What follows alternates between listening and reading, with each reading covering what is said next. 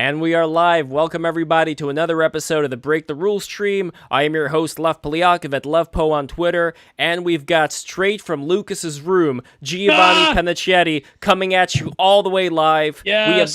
We have got Average Centrist, and we have got our guest of honor, Extra Dead JCB with the glowing eyes and the disembodied head. Welcome, buddy. Thank you guys so much for being here. We've got a beautiful cat. Do the Lion King, Gio. Show everybody what a beautiful Hildy. animal this is. Hildy, look at that beautiful cat. Look, she's got a little bell too, so when she's outside, you could hear her like.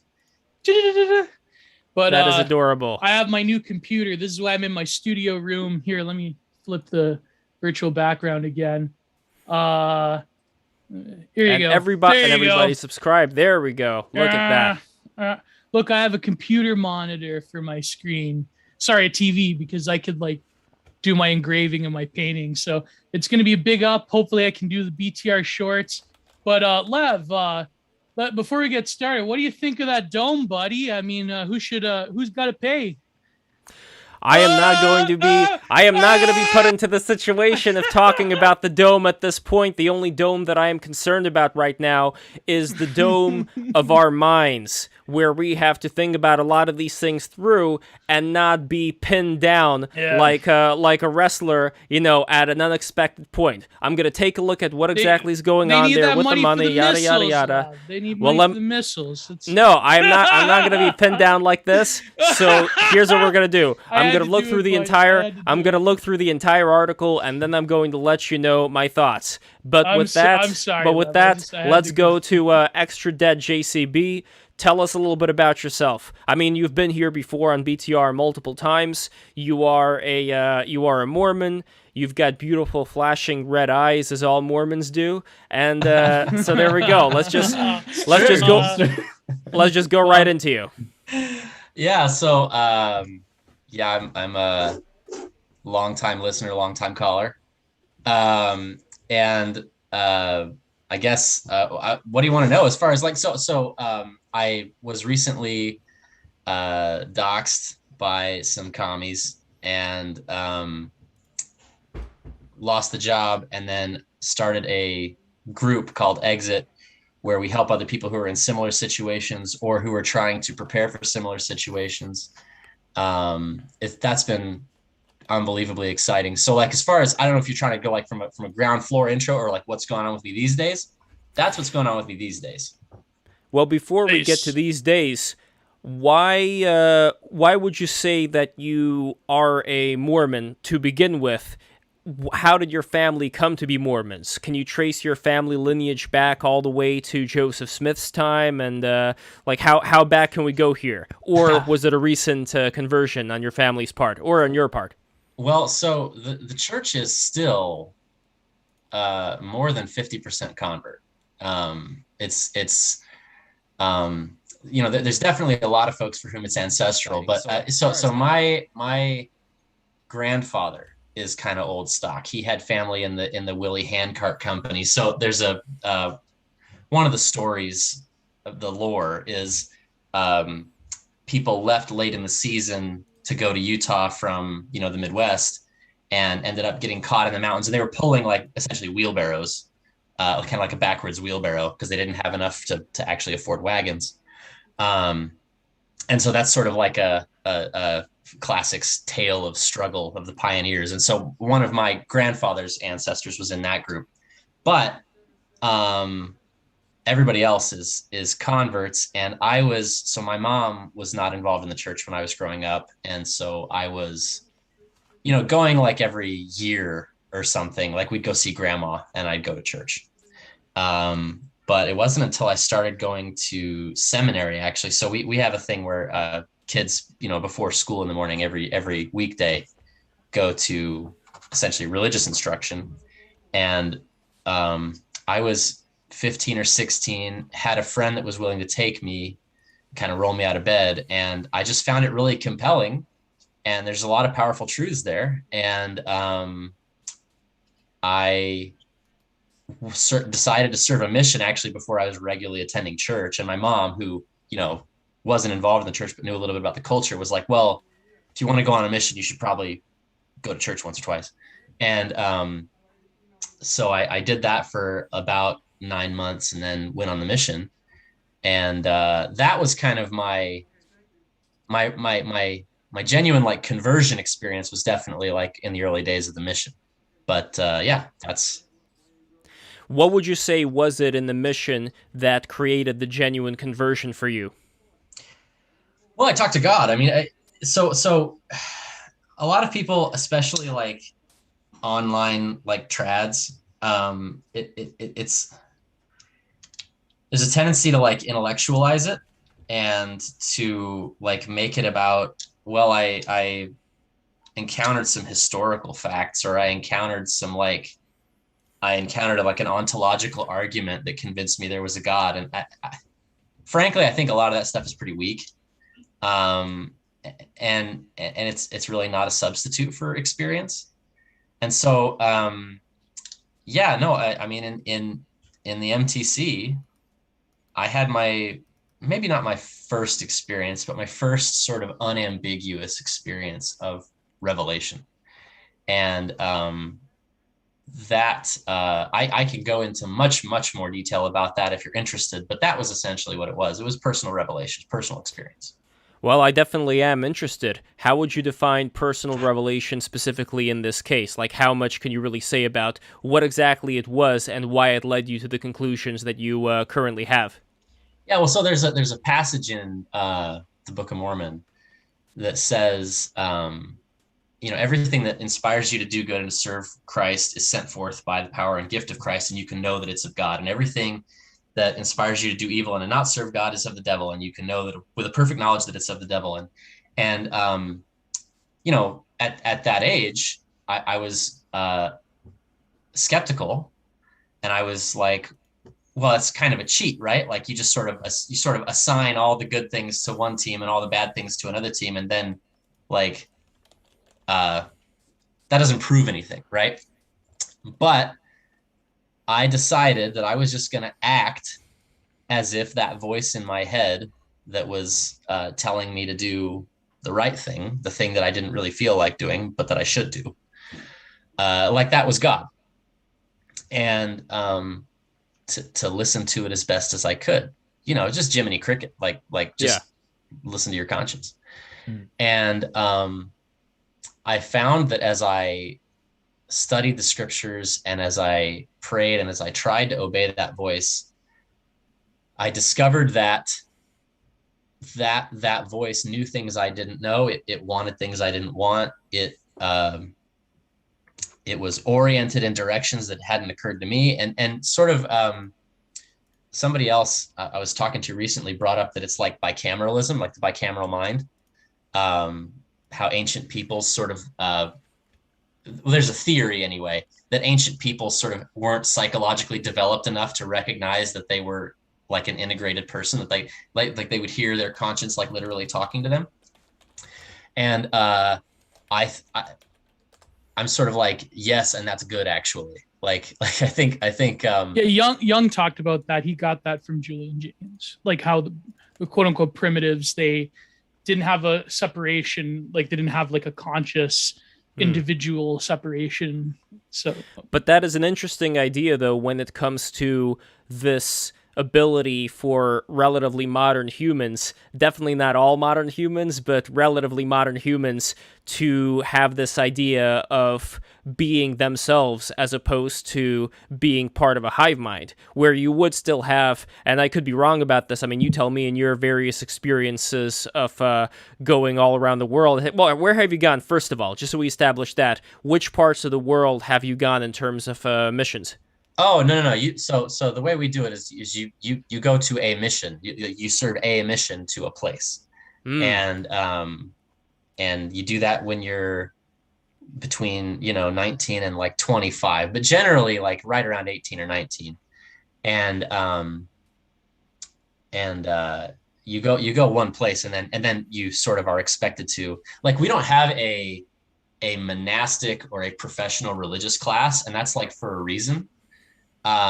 It's very much like you're supposed to have this experience, do your duty, learn the things you're supposed to learn, and then you're supposed to go live a full productive life. Like there's not like the sacred and profane distinction is very fluid in our tradition. It's everything is like your job is a sacred responsibility because that's how you take care of your family. And like it's anyway, so the point is you go once and then you get on with life. And then when you're sort of your kids are maybe grown or close to out of the house, then you and your wife can potentially go again. Is it similar to like American Protestantism? And like, does it take that same, like there can be no sense of a mysterium the way there is in apostolic Christianity, for instance, in Catholicism or Orthodoxy? Is it like that same sort of everything out in the open approach, or is there no sort of hierarchy? I mean, we're sort of famous for having our weird, scary, spooky temples.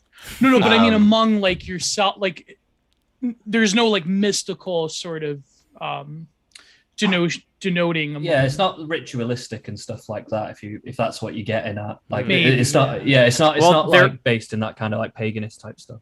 And there is the magic underwear, though. I know that's kind of become the subject of jokes, but that does exist, right? Like it's not mystical. That's more of a.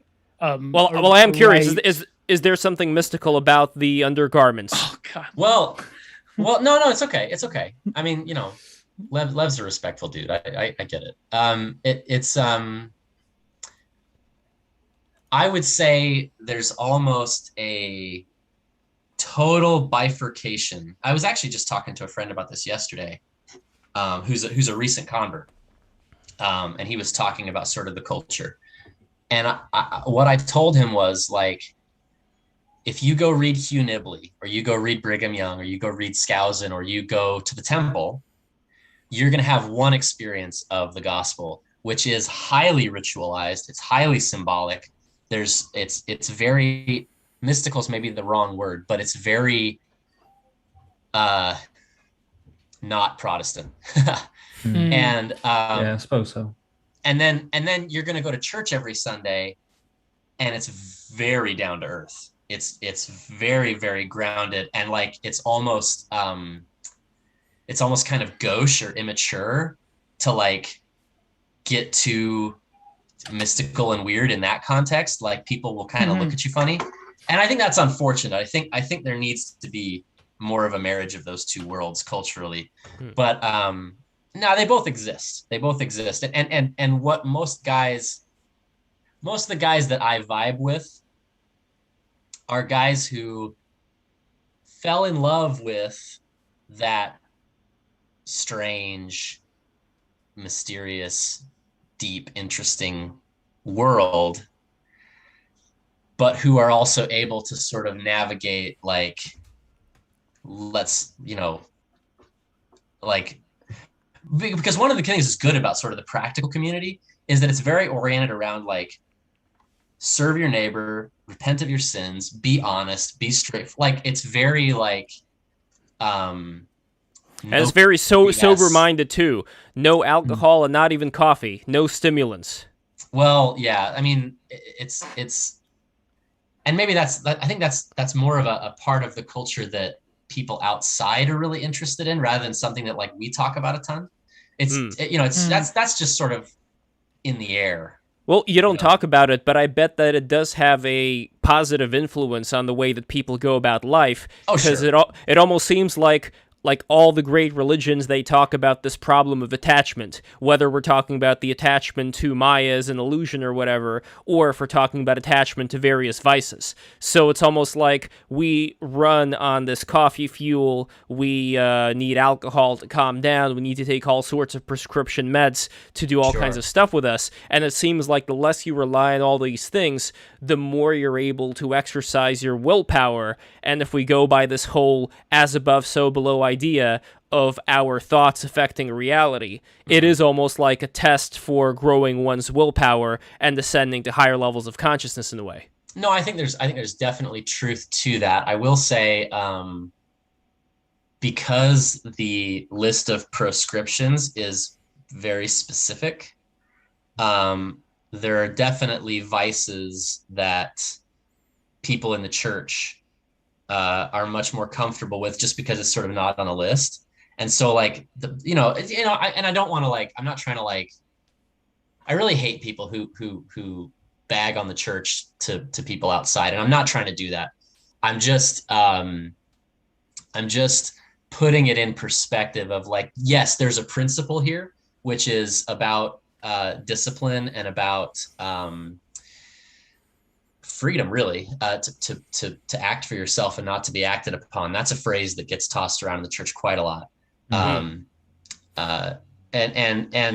But at the same time, there's a lot of problem with obesity and pills and things that are sort of in gray areas as far as like the explicit prohibitions, but that are obviously contrary to the principle, if that makes sense.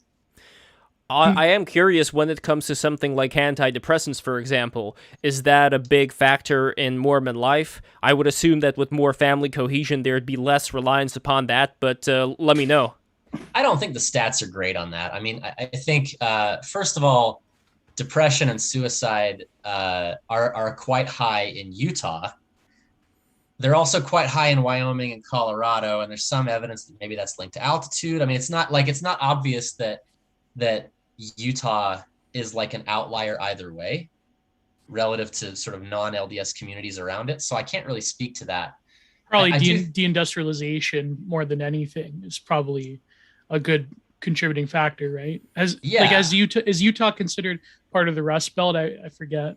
No. I mean, Utah's more on its way to being like Denver or. Oh, okay. Yeah. It's much more tech bro kind of direction that it's going in, and a big part of that is because historically we've been very very inclined to sort of embrace Americana.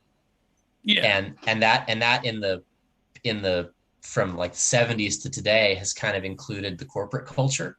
And so, yeah. Anyway, go on. Well, I did kind of want to make a note. While I want to be very respectful towards the religion, I do want to make a note that some of the interiors of the temples that I've seen, and this is not a knock on the religion itself, but it is a question of who are the people that make the decisions of interior design, that some of the temples, there is a bit of a, I will try to use my words well here, but there's a bit of a tackiness in terms of how they're designed. Like, I like that they're leaning on there being this neoclassicalness, but it's not really there, it's like, it's more, it feels like, I don't know, there's something Trump-like about it, almost, like some of the ways that they're designed. So, I don't know if that's anything that you could comment on or talk about. I'm just kind of curious, like, why is it that a lot of these interiors that I've seen of the temples have that kind of flair? And look, I've seen the same thing in the Catholic Church as well. I recently went by my old Catholic school. I went to this pond with Mary there,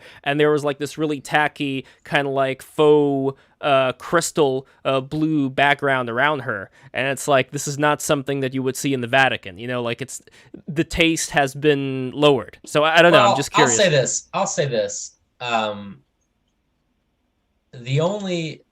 feel like the church is one of the only organizations or institutions that's even trying to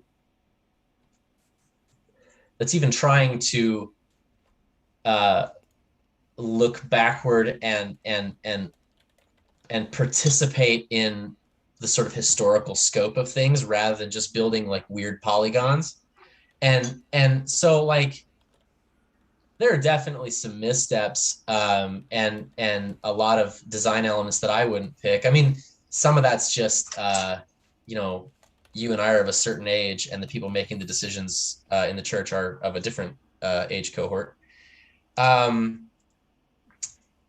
But yeah, I mean, I think in general, I give them credit for trying, and there are definitely cases of great beauty. I mean, the one that I remember the best is there's in the Salt Lake Temple, there's a stained glass window of Michael, or I can't remember if it's Michael with the flaming sword or if it's the angel casting Adam and Eve out of the garden with the flaming sword. but it's on the side of a staircase, and if you catch that when the sun is like late morning and it's just blasting through that window, it's one of the most incredible. It's unbelievably beautiful. And so I believe like this is the one. I think I have a picture of it right over here. Let's see. Is this the one you're talking about? I don't know. That's not it. No, it's different. Because yeah, like that one's got sort of the paint inside the. It's not that one. But yeah, there's elements of it, and there's also like symbolic features to the temples that are pretty interesting. The use of circles and squares, and I like these cows over here, the bulls. Can you explain what exactly is going on here with these bulls and this well? So if you read the Old Testament, there's a passage. If you Google brazen sea, like brass brazen sea, you'll find a description of a temple that has inside the tabernacle. There's what's called the brazen sea, and it's sitting on the back of 12 oxen that are meant to represent the 12 tribes of Israel. So it's actually, pretty explicitly defined in the Old Testament. Wow. That's a baptismal font. I have a picture of that over here. And when I'm looking right now at the Mormon structures in Mexico, specifically, I think this is from Chihuahua, like they look really well made. Like this looks like very old school with the bricks and everything like that. You see the image over here, right? Yeah. So that, I think, is an example of there being like a higher level civilization that's being introduced to places. Because like if you look at a lot of usual, no, I mean, let's be honest here. This is not anything having to do with any racial components or anything of the sort. This is a civilizational question where you can have different cultures, but then you would have civilizations that would be of either a lower level or a higher level, and they involve certain things. I think higher level of civilizations, if you're talking about like Japan, Korea, England, whatever, France, they would have certain things that they would do with their buildings that I think would evoke more of a sense of holiness, more of a sense of sacred geometry than just having like shanty towns and stuff like that. Sure. So one of the things that I find really cool about the temple architecture is the syncretism, the way that they incorporate elements. Stuff like if you look, I think it's the Bangkok temple. It has like it looks like Thai architecture, and the Mexico City temple looks like some of the So there are Mexican temples that resemble like Mesoamerican architecture, and there are also Mexican temples that do like the mission architecture, and in Northern Europe, you've got like Protestant cathedral looking temples. And it's like, it's a matter of taste, but like, I think that the attempt to integrate the local culture into this edifice is pretty neat. So. Absolutely. Now, I would like to go to Average Centrist, because I know that your family also were Mormon, I believe, although you're from England. Yeah. So that's an interesting thing that I would love to hear from. But before that, I just want to quickly comment on what was talked about before regarding this level of freedom, where when you were talking about Julian James and people who may have been influenced by the voice of the gods or God or whatever you want to say, to me, it almost seems like there is this evolution that happens over time for some people. Once again, I think with the rise of civilization, you would have people to start to be more aware of themselves as being an individual person as opposed to being in a hive mind, which is both a good and a bad thing. I guess it depends on when you have that level of responsibility as a self-aware human being, what do you do with that responsibility? So I think that in that way, Mormonism can be one of the things that kind of makes people utilize that in a positive way. But anyway, Average Centrist, I would love to hear from you. Let me know your story when it comes to Mormonism and all that. Yeah. Okay. So am I coming through okay? It's not giving me the little thing. Okay. No, yeah, cool. Good. Cool. Okay, that's good. Yeah. So I was born into the church, and I kept going till I was like 16. So, and it was pretty strict. I don't know if there's like big differences between the UK and the USA and how it all goes down, but a lot of what JCB's been saying has largely matched up to like my experience anyway. But I'm assuming you're still practicing though, right? Oh, sure. Yeah. Yeah. Okay. Right. So, because I stopped going when I was about 16, 17. My parents stopped going first. And then I was in two minds about it for a little while because I'd always struggled. I'd had my dips and troughs with belief over the years, which is obviously to be expected when you're indoctrinated from birth. But it's eventually I just realized one day that I didn't really need, I didn't need a religion to tell me like what was good, what was bad. And so I had like a period of like hardcore atheism for a while, or maybe agnosticism, I suppose. I don't know exactly what we would call it, but like I looked into different religions, then I went super atheist. And but then in more recent years, I've kind of come back towards Christ's teachings to a large degree because I went back and read some of the Bible. One of my friends was reading it too, just for shits and giggles, really. But we were just kind of looking through it and stuff. And I started to realize that like there's loads of parallels to shit, like a lot of the journey that Jesus goes through and a lot of the people that he interacts with and the things that he's calling out in society at the time in the Bible. And there's just loads of parallels to it to today. And it was just kind of blowing my mind. This must have been like, I don't know, a year or two ago. But I was just reading it and just going like, holy shit, this shit is tight. This is really cool. And ever since then, I've kind of just been a bit, I don't know what you would put me down as, but like I'm kind of, some people say atheist for Christ. I don't know if that really counts. I do kind of believe, like Jordan Peterson kind of situation. Yeah, I guess so. Yeah, I like the symbology of it all. I think there is a real usefulness to religion, but I cultural Christian. Yeah, I guess so. I guess you could say it that way. Yeah, that's a good way of putting it. Yeah, but I also see that in a lot of other religions as well, though. I see a lot of usefulness. I can see why Buddhism or Zen Buddhism and stuff like that is useful. I can see where all these things go, and like they all have a lot of similarities as well and stuff like that as well. So it's interesting to me. I find a lot of this stuff interesting. So that's basically where I'm at with it. But I did have some more negative things to say about my experience with the church as well, and I don't know what JCB would have to say about that. Maybe he sees the same kind of thing. I don't know, but maybe we can get into that in a bit. I don't know. Sure, but also first, British Mormons is not something that I would expect. Can you tell a little bit about how that went down? I don't even know how Mormonism came over to the UK. I guess they must have had, because they were about in some of the, like when America was forming and stuff, there must have still been a lot of back and forth between Americans and British people. So I imagine a bunch of them just went over and brought the religion over, because there's actually quite a lot of UK Mormons. I don't know what the numbers are off the top of my head, but but there's quite a few. Yeah, I mean, I can speak to that a little bit. I mean, so Utah is like this island of intense Anglo ancestry and culture. Oh yeah. And it's because during during the life of Joseph Smith and kind of the early part of Brigham Young's ministry, phenomenally successful missionary effort in the UK. And most of those people, because like the thing at the time was everybody's gathering. We're all coming together to Salt Lake. But it was enough that there was a really substantial cohort that stayed. So yeah, I mean that's the UK was one of the earliest like strongholds of the church outside the US. It was like for a while it was like Utah and the UK and like Samoa.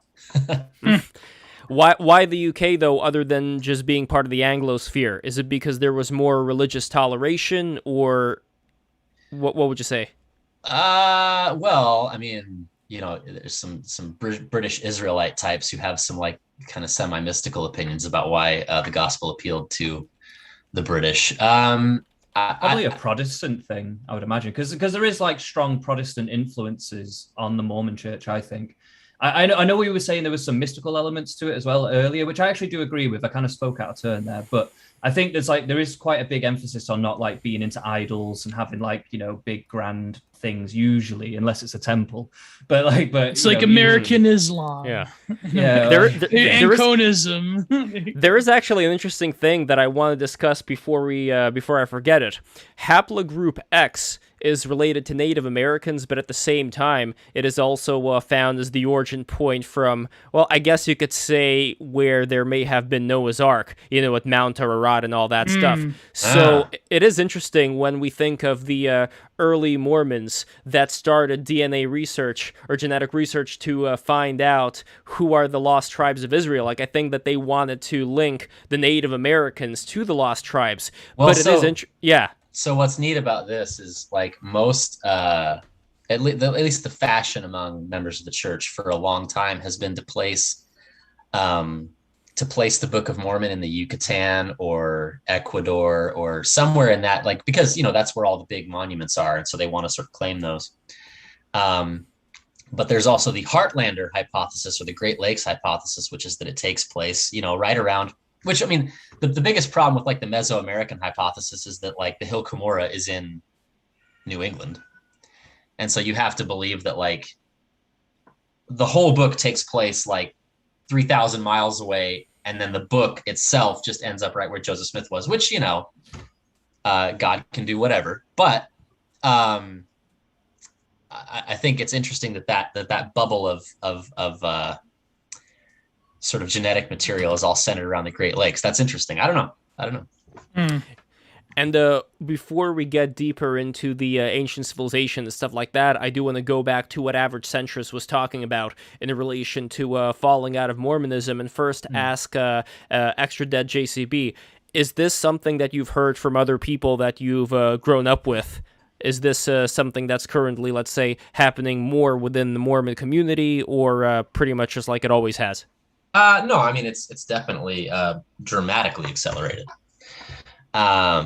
I don't have like numbers to back that up, but I think everybody anecdotally is talking about themselves. Everybody that I know is talking about themselves like at least half their family is out. And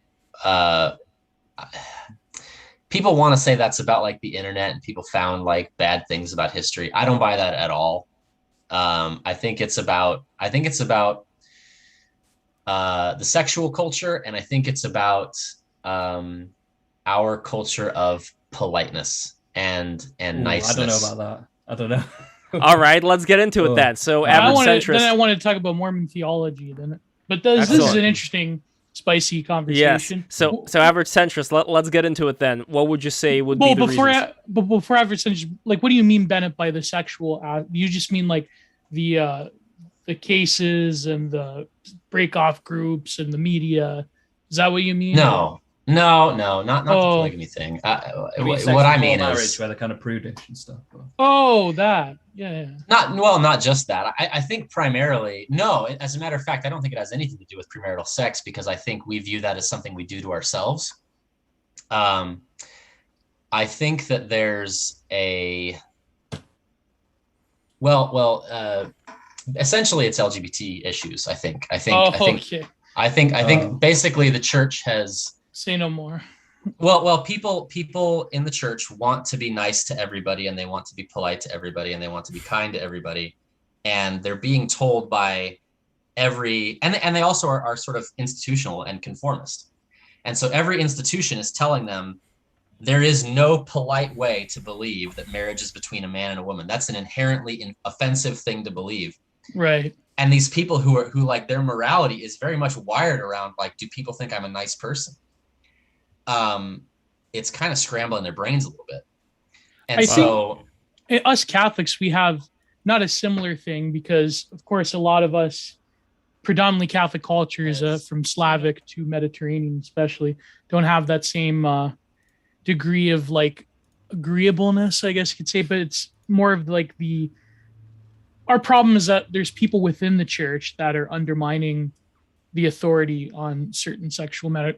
James Martin. But I get what you mean, because Mormonism is in a lot of ways, I think, embedded within Americana itself, if that makes sense.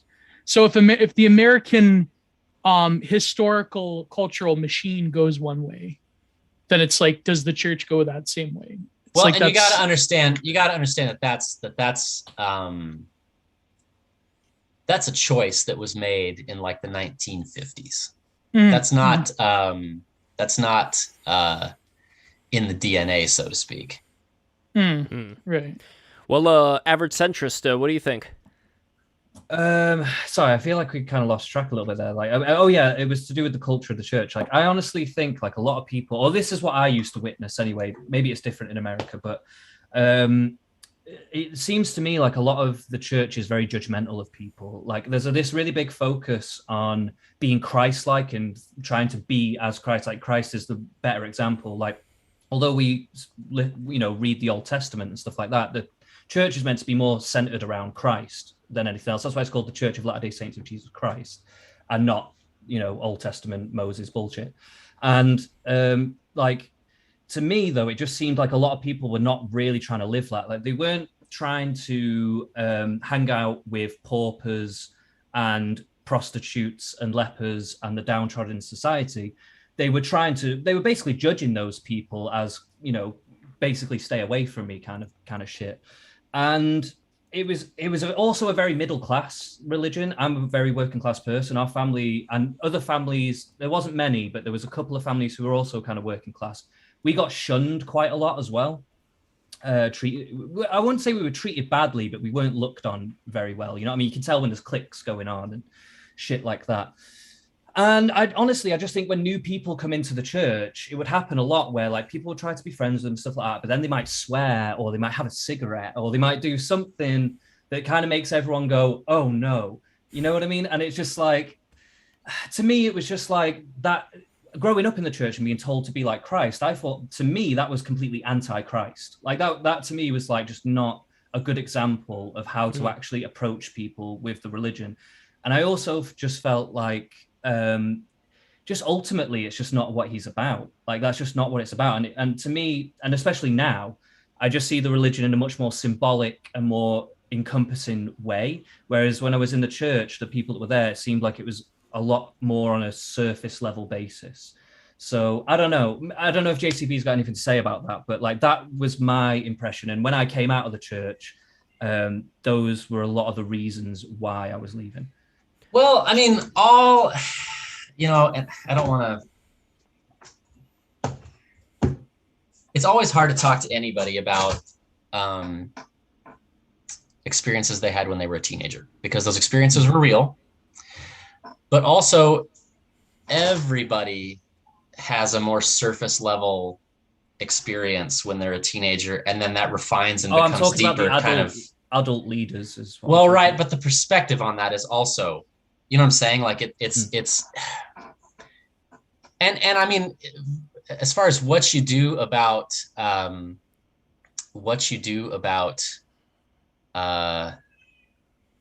sort of bad behavior is that I feel like progressives often treat that like it's a really simple question and like we should just be nice. And I think part of the reason why Christianity is so challenging and why it's so why it's such a struggle is that that's not a simple question at all. Like if someone is hurting themselves or hurting other people, which is what sin is ultimately, right?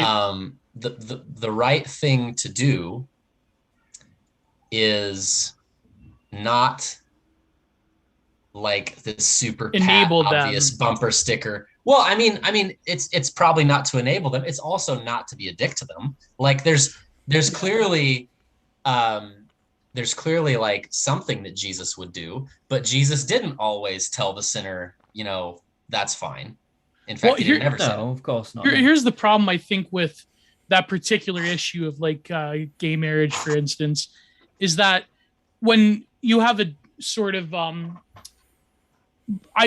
let's, for the sake of it, my Catholic example, you have a morality, or rather a view of human identity, which is more ancient than a modern conception of identity being not just a choice, but something that is, in a weird way, in a profane, counter-initiatory way, sacred to people.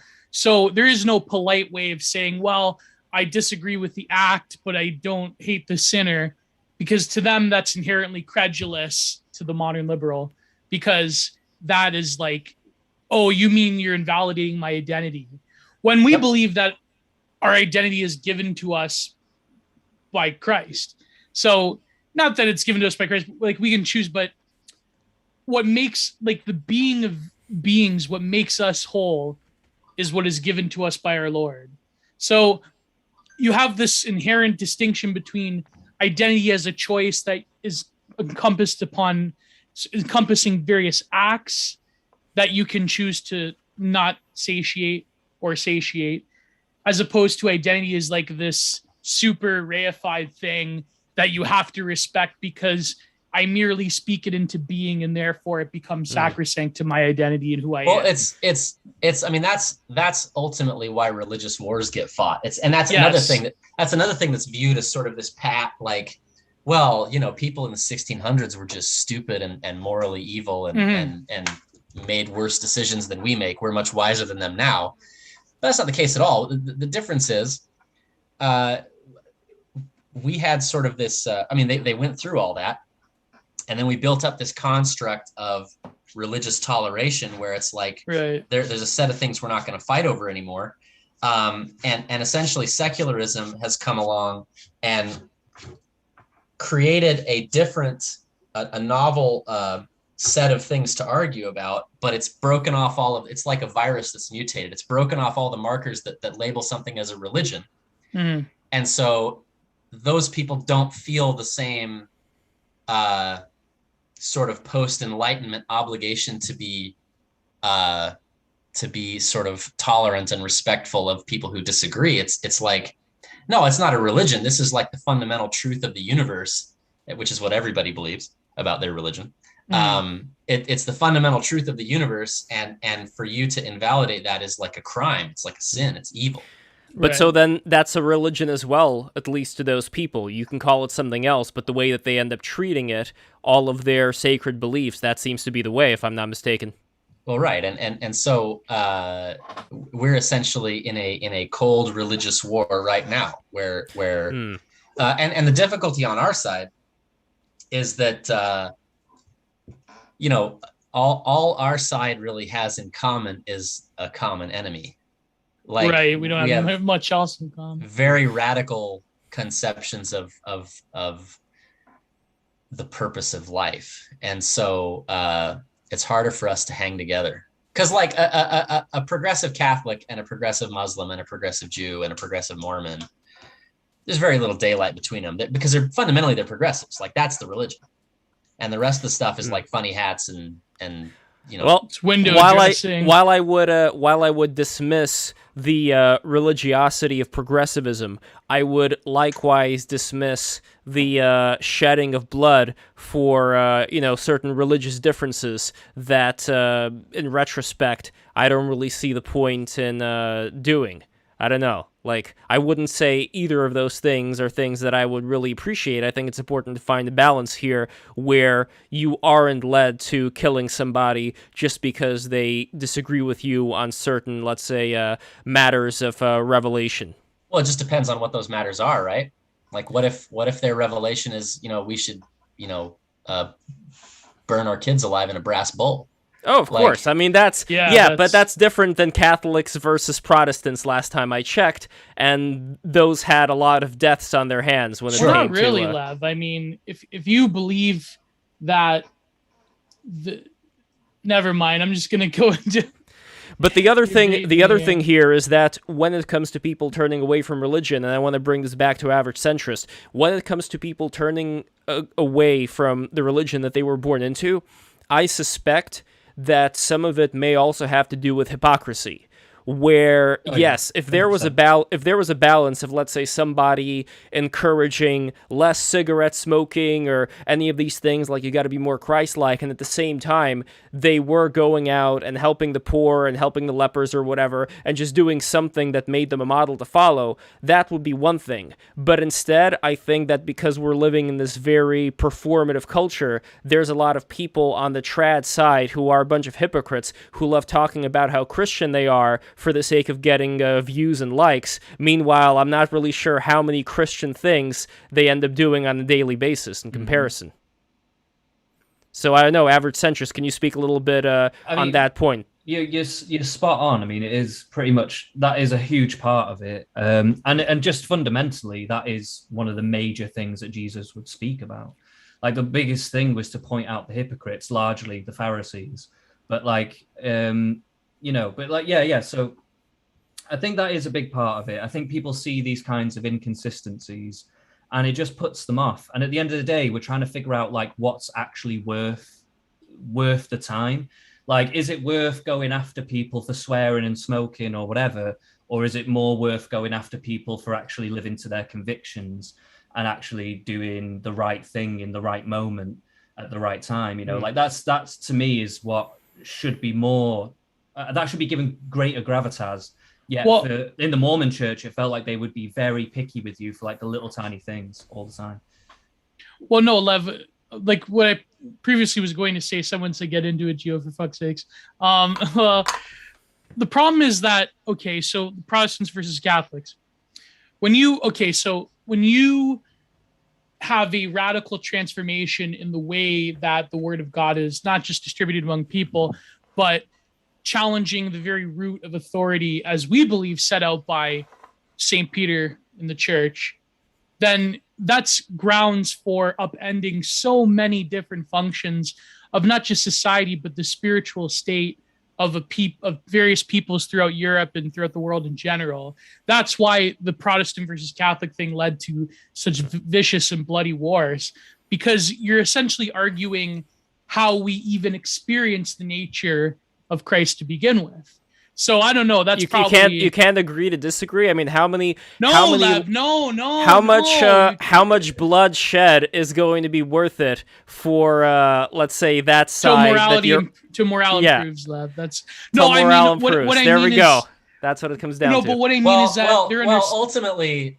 Oh, sorry. Go ahead. Ultimately, so it's a coordination problem. Right? Like it's not as though let's say you're Catholic in 16 whatever, and your feudal lord, whoever he is, decides we're going to be Protestant now. It's not as though he's looking to like extend any sort of like toleration. That all came later. That all was worked out after all this bloodshed. Right. And so it's like you're counting on your enemy to extend the same level of sort of toleration that you're expected to extend, and that equilibrium was extremely hard won. And I mean, it took just oceans of blood to make that happen. So like, it's easy for us on the outside of that to be like, yeah, should there have been this unbelievable bloodshed? Like, no, obviously, but like there's not a path from inside that system to that outcome. Like it's a coordination problem. It's Moloch, basically. Sure. No, I see exactly what you mean. It's the same thing with Islam, right? Like, I mean, when it came to when Charles Martel expelled the Moors, right? Like we can agree to disagree. I mean, I know you want to take over a civilization, but it's like, it's like. No, but the reason why listen, I have nothing against Muslims, though. I am actually very sympathetic to Islam nowadays, but that's neither here nor there. But well, then why don't you go to Afghanistan and join the Mujahideen? Listen, you know that fan art that VDR made for me? I will be like that fat Taliban lead, that one guy they had in the 80s. I will wear the the sword and everything. Good. We gotta get you. Like we in gotta that get movie, you. The Beast. Remember that movie, Lev? Yeah. Well, look, with the way that Canada's going, we could probably get a ticket for you to fly over there and make this dream a reality. But anyway, getting back to what I was talking about earlier, we could see similar things as far as judging various systems of government that existed back in the day. If we're talking about the way things were done in ancient Greece, the way that things were done in Rome, we can say like those were the best things possible during that time with the level that people were at. I wouldn't necessarily say, though, that we would want to adopt the same ways of being that I think more people on the trad side of Twitter are seeing as a panacea for the problems of modernity when we look back there. Like you can't go back. Yeah. For the same reason they couldn't just institute, sort of current European religious toleration, which essentially is just atheism. No, but I'd say more. I wouldn't say that not only can we not go back, but we actually can go back, but what ends up happening when we go back would be, let's say, what happened in the mid-20th century when various places went back towards this more ruthfulness way of being. When you couple that with modern tech, what that equals is way more deaths than you would otherwise experience. So it's almost like you're not exactly correct. We could go back, like we could go back to more of this authoritarian type of system, but we should be aware of what exactly is going to be going hand in hand with that kind of system that may not have even been at the same level, centuries ago. I mean, when you're talking about going back, it's like you're referring to like, it's a hugely multi-dimensional thing to talk about. Yeah. And like, what are we talking about it being authoritarian, or are we just talking about people actually believing in their religion? What are we talking about? Well, we're specifically talking about not people. Modernism?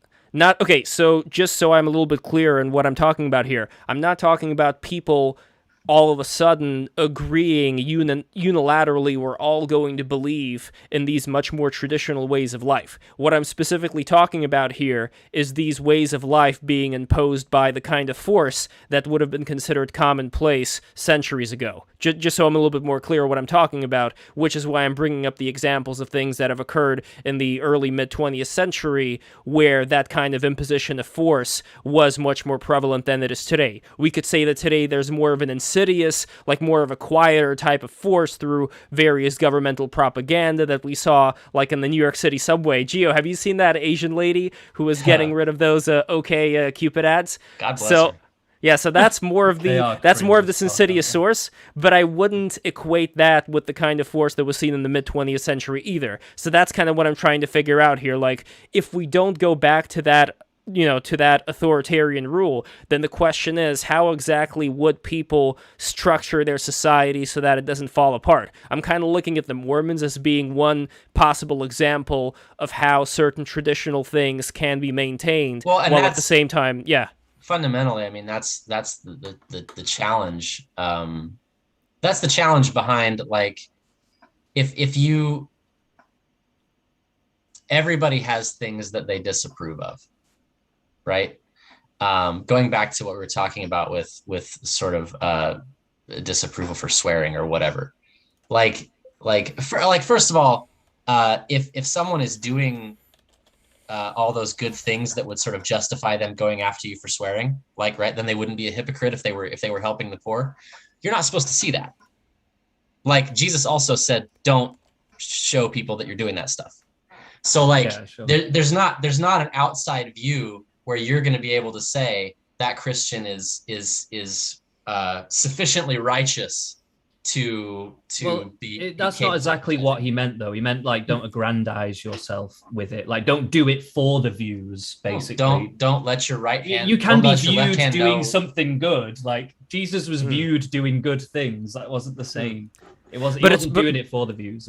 But it's also different to say that people shouldn't aggrandize themselves from being seen as these paragons of virtue for the sake of being seen like that.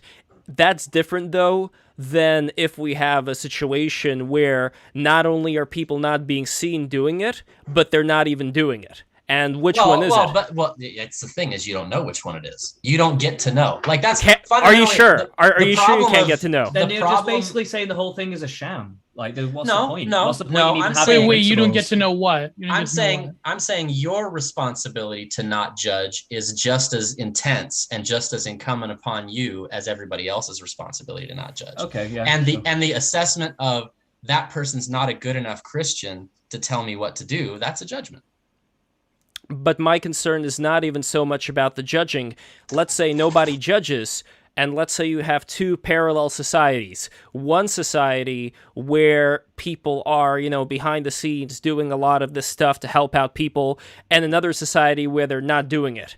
Do you think that the experience of people, and let's say in both cases, it's not like, in both cases, they're not explicitly showing off that they're doing it, and in both cases, you would have somebody like Average Centrist who would either, like in one case, be aware that something's not right here. Would that be possible? I will say, and this is really hard to talk about. Nobody at age 15 knows what's going on with the adults in their lives. Nobody does. And where they're really at psychologically, and all of the intricacies of who they're helping or not helping. I mean, there's just no visibility on it at that age. And so, like, I'm not trying to like just discount what he's saying. Forget it. I think we're getting caught in the weeds here. Well, no. I think it's one of them things where I lived in the church. Like, I went to seminary. I did all those things from a really young age. Like, you came into it a lot later from like a casual perspective. Like, I don't know. Like, it just feels like I knew those families quite well. Actually, we'd go around their houses quite a lot. I knew the ins and outs of the family problems and stuff like that. So I'm sorry, I'm not having you just kind of coming in saying like, oh, I don't know shit because I was 15. I'm sorry, mate, but that's actually kind of bullshit. So like, don't do that.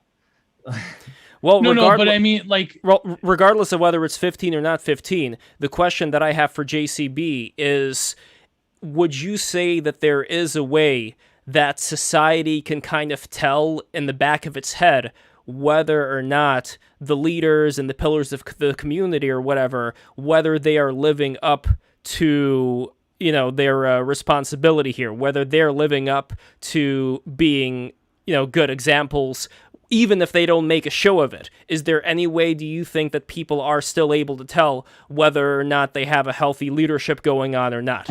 I mean, so fundamentally, there's you can know people by their fruits. That's true. But ultimately, you don't get to the type of judgment that would require to like, and that's fundamentally why we had the sort of the heresy of Donatism in the early church, is they were saying like the priests aren't sort of morally capable of performing valid ordinances. And you just don't have visibility. You just don't get to make those kinds of judgments of other people, like, because you can't know. And I think in large in the macro view, right? What would you be able to tell a society where there was more of that going on than a society where there was less of that going on?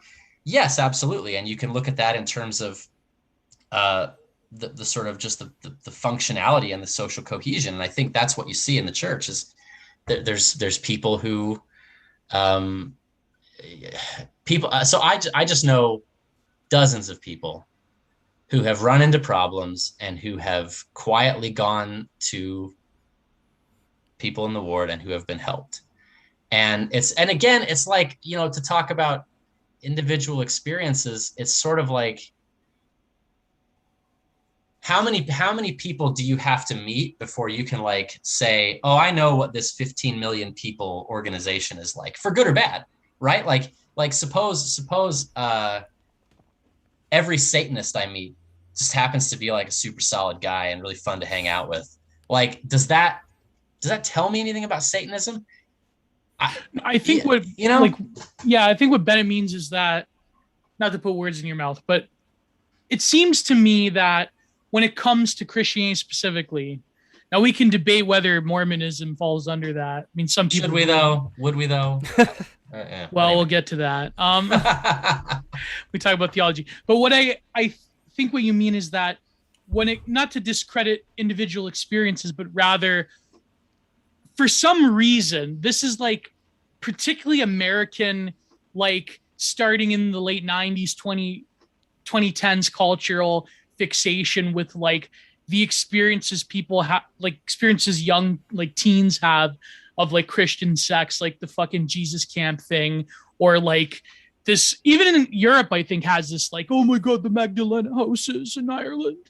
Like, yeah, what were those pregnant women going to do without them, right? But anyways, my point being is that I think what Bennett means is that you can't judge is that when you are in a particular mindset as a young adult and you're experiencing faith, but you're experiencing the greater world telling you that not only all of this is bullshit, but all of this is evil because it restricts my ability to come, then that's when a lot of the perception that you have, because let's face it, the modern like liberal theology is like this, it's spring of eternal youth, where we have to limit people's obligation to live in a perpetual state of adolescence forever, right? That cusp between adulthood and between childhood.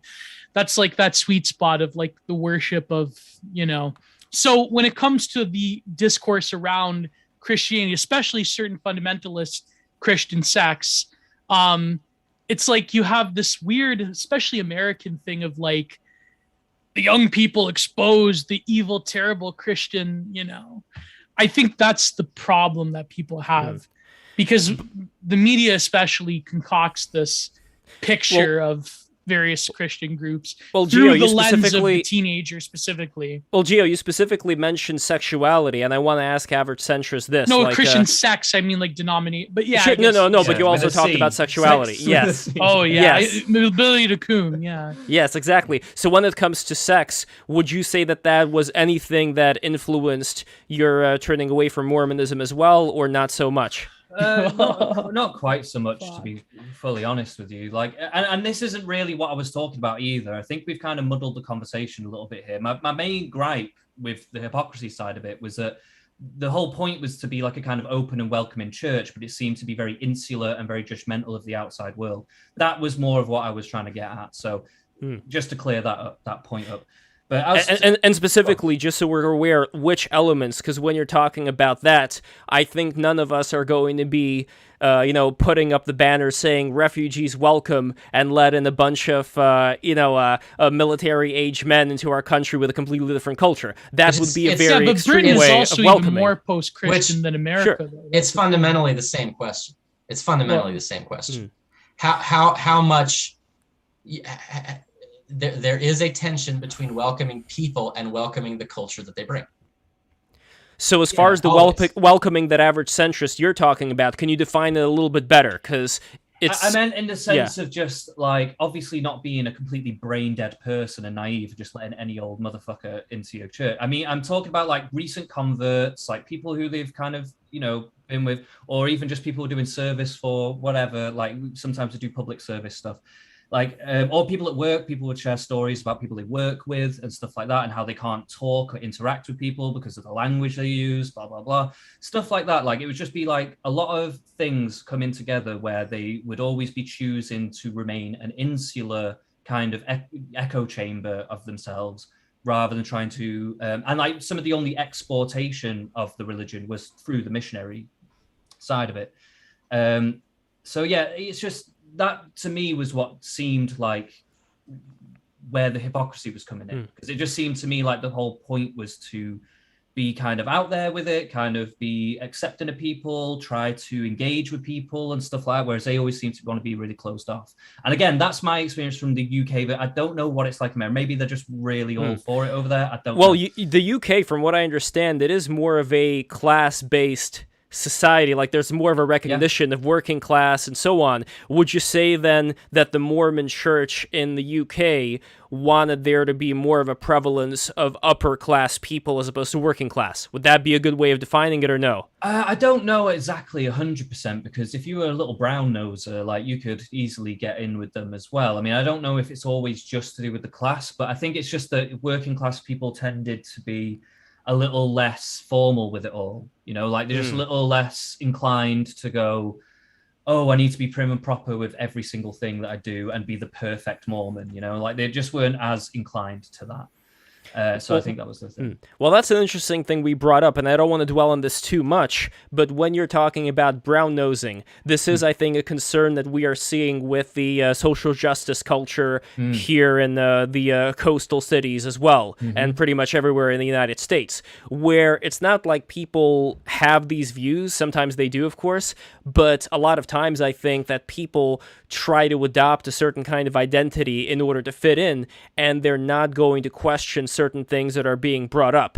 So I would argue, let's say on behalf of average centrists here, that maybe in Mormon or any other like organized religious circles, it would be very much prevalent that adults would intentionally, for the sake of their own gain, not criticize certain people who are higher up in the hierarchy, and that way they are going to be the ones that are getting favored. So it's not even a matter of we are going to uphold more of a Jesus-like Christian perspective. We are going to just be leaning on the patronage of whoever is above us, and that kind of idolizes the human leaders here as opposed to going with Jesus. So I don't know, like JCB, would you give any credence to that idea that may be something that, and I'm not saying that this is only in Mormonism by any means, and again, average centrist perspective is specifically with the UK, but I would say that this may be something that is prevalent in modern day organized religions as well as any organized structure in general. This kind of tendency to patronize and brown nose the people who are higher up the chain. I mean, I'm not sure I understand. Like, do people do that? Yeah. More so than they used to, because maybe not. Maybe this is something that's always been... Well, so more so than they used to with respect to like the internal hierarchy, or more so with respect to like the institutions of sort of the corporate world and the state. Because that's what I see. I mean, I see essentially when I see people sort of trying to defend, so like, I'll give you an example. My wife she was 16 or something, and she was not active in the church, and she had like a blue mohawk, and she came into some young women's meeting, and the lady in charge was like this real harpy to her, and was really nasty, and was like, you can't come in with that mohawk, you're going to go wash it out. And she's like, it's glue, I can't wash it out in the church's bathroom or sink, and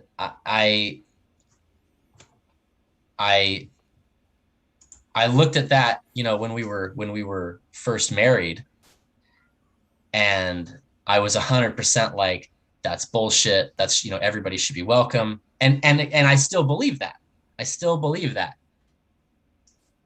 I also have, now that I have kids, I also have some compassion for a mom who's like trying to keep her baby safe in this like hell world where everybody's trying to destroy your kids. And so like, I think she was wrong to do that. 100% she was wrong to do that. Do I understand what motivated her to do that? Yes. And so like it's again, it's not a simple problem. It's complicated. It's interesting. Like average centrist, what would you say to that? Because there should be, I think, certain standards that are set, certain cultural standards that people can abide by. So what would you say would be a good balance between having the sense of forgiveness and welcomeness while at the same time allowing for certain structures to, follow certain things that kind of keep people all on the same page and do protect people from going down the wrong path, let's say? Well, having that understanding that JCB said, sorry, I'm still coming through, okay? Yes. Turn the mic off for a second. Okay, yeah. So having that understanding that JCB just mentioned of like, understand the motivation behind the mother, like kind of being a bit thingy with his wife. Like, I do think that like, to me, it's just having that understanding. That's what the church, I felt, was lacking, was having that understanding of other people and what they're about, like what may be motivating them to have a blue mohawk or whatever, or why somebody might be a bit afraid of something or whatever. Like, to me, it was just the idea of openness to understanding. I didn't see a lot of that growing up personally. Like, that's just my take of it. Like, I'm not saying it doesn't exist at all, by the way. It's just a more general perspective. Like, there was obviously people in the church that I respected a lot, and there was good people in there, people doing what they should be doing, people who were a bit more understanding, who weren't going to completely chastise you if you're doing the right or wrong thing or whatever, you know, and people who had a better idea of repentance as well. Like some people see repentance as just like, oh, you pray to God for a bit and act like you're sorry, but then, you know, you just go on doing what you were going to do. Where versus people who really take responsibility for stuff that's happened to them and, you know, actually fulfilling that repentance in a deeper way. So, yeah, I can't remember what point I was actually trying to get to. But yeah, I think just to conclude it, I just think, yeah, it was just more the understanding part. Like, I think JCB has that understanding, though, by the way. So I don't want to like have a go, because I think JCB is actually a good example of a Mormon, by the way. But like, but it's I guess what I would say is just that, like, and you know, maybe this is a sideshow because it just has nothing really to do with like whether or not the claims of the church are true, right? Like, it's not like, you know, because you've had your experience, which I honestly didn't mean to invalidate, and I, you know, I've had a different experience, as you pointed out. And like, that's not how you determine whether or not it's true, right? Like, I don't know. Yeah. Does that make sense? No, because I wasn't trying to make claims about whether the church was true or not. It was just my reasons for leaving. That was the question that was asked to me. So, okay. You know, okay. Just that's why I gave the answer I gave. Which that's important, because those are different questions. Mm-hmm. Well, in general, when it comes to how people are looking at anybody today with any modicum of responsibility, even though I guess it is easier to look at the past and say, well, back in those days, things were better. But again, it does seem like looking at all the various leaders that have existed in the 20th century and before, we do look at all these big people with all these lofty ideals and compare that to that recent interview that Biden had with Boris Johnson, where the moment that the British press tried to ask, Average Centrist, you saw this as well, right? The moment the British press tried to ask any questions to Biden, then all of a sudden it's like these nannies started coming into the room and just saying, like, okay, interview's over, everybody out. Really? And it's just like a bunch of chickens running around. Like, I don't know, Gio, did you see that? Sundown time. Yeah, did you guys see this? So there was an interview with Joe Biden and Boris Johnson. Well, a sit down that they had there, right. And as soon as the British press tried asking, I was watching too many Sopranos episodes. Gio, cut me some slack. But as soon as there was questions from the British press, all of a sudden, the handlers started running around, you know, like chickens with their heads cut off. Yes, American handlers, and they just got into this panic. It's like, everybody leave. And it's like, this is leadership. Like, you compare that to... What was the question? Well, the question is, can we make a fair comparison between the leaders that we had back in the old days? And I do think that if we can, then it may trickle down to not just Mormon leadership, the one that but they were being asked. Oh, I don't know. They didn't even get a chance to ask. Like, I couldn't even hear it. But the idea here is like, yeah, how much does that energy trickle down to the local leadership communities, even for groups that are, let's say, much hardier in nature, I assume, like the Mormons? You know what I mean? Because that, I think, talks more about this general sense of malaise that people are feeling right now, where they assume that people back in the day had more of a sense of leadership, and now everybody's just kind of in more of a fallen state than they were before. So I don't know, JCB, what do you think regarding just that overall malaise that people may be feeling? I mean, like, connecting the leadership of the church to Biden is kind of an exotic construction that I haven't really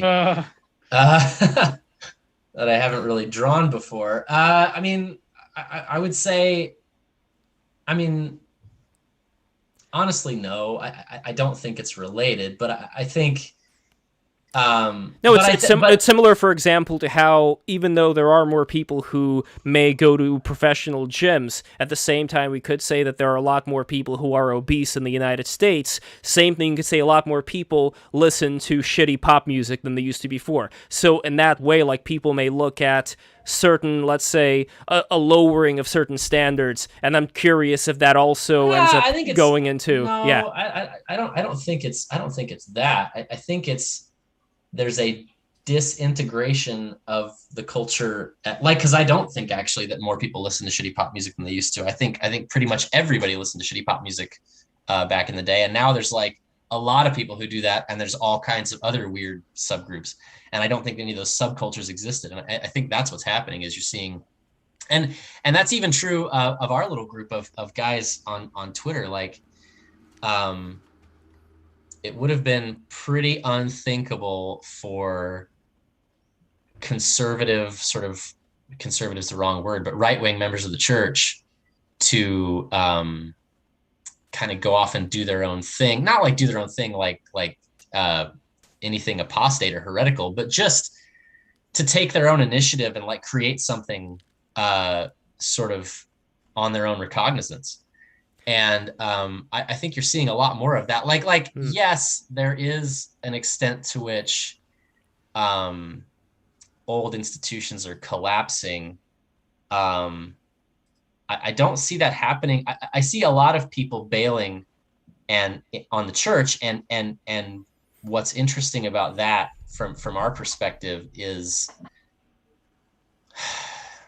you don't want them to leave, but you also don't want to have to fight about everything all the time. Mm-hmm. And I think probably Catholics can empathize with that. Like if you're not able to have basic conversations about the fundamental principles of the gospel because you know that like 50% of the room just virulently disagrees with you about like everything, then it's like you just can't have the same community, the same cohesion that you want. And so it's like all these people who sort of complain about it. It's like, well, then find something that works for you, man. Like go. Like there's. Well, that's what you're doing. That's what you're doing with Exit, right? That's kind of the whole point. That I think actually speaks to exactly that weird comparison I did with Biden and the Mormon Church. Because here you have people like yourself, like you're making how much, like $7,000 something with the Patreon to fund the Exit project that you're doing right now. You've got a lot of patrons on board, and I think that actually speaks to this need that people are feeling, not just within your community, but within, let's say, what we're doing here with BTR, what other people are doing, where they are kind of exiting more from what would have been a mainstream path, because I think that people have this inherent sense that a lot of these more mainstream organizations, that they are just getting turned to stone, that they're just getting, more languid. That's why I was talking about the obesity stuff and the pop music, not necessarily to mean that everybody is listening to it, but in general, the more mainstream institutions seem to just be turning more into these dinosaurs, more into these things that just start decaying over time, and how new things have to be born from there. I see the church as an alternative to that. I see the church as something that is sort of a torch that's lit against that. But yeah, with Exit, what I'm finding is that almost everybody that I talk to, it's sort of like they can sort of trace. Hello, here we go. There we go. Yeah, your internet cut out a bit. And I think it's still being cut out right now. So, JCB, make sure you get to somewhere. No, now I hear you again. Can you speak? Yes. All right, perfect. So you can trace the collapse of the Roman Empire by like the pottery, because the pottery starts to suck. Like people can't get like the exports from, wherever they're getting their nice Roman pottery. It's they start having to build their own, and it's garbage for a while. And I think we're in a similar place with homeschool, with food production. Everybody's like, I know that I can't produce eggs or beef as cheaply or as efficiently as the big farms can, but I have to get away from it because the what they're doing is so horrific and gross. Or with homeschool, like it's going to be a real pain in the ass to have to try to figure out how to teach. But it can't be worse than what we've got at the schools. So I'm going to go try to do it myself. Definitely. And yeah, with the career thing, the professional thing that I'm attacking, and we do like homesteading stuff and homeschool stuff too, but like primarily it's about like people's work experience is getting both so spiritually just soul sucking and so sort of ideologically unsustainable that they're having to find alternatives. They're having to find a way out. And that's sort of the purpose of the group is to work together to build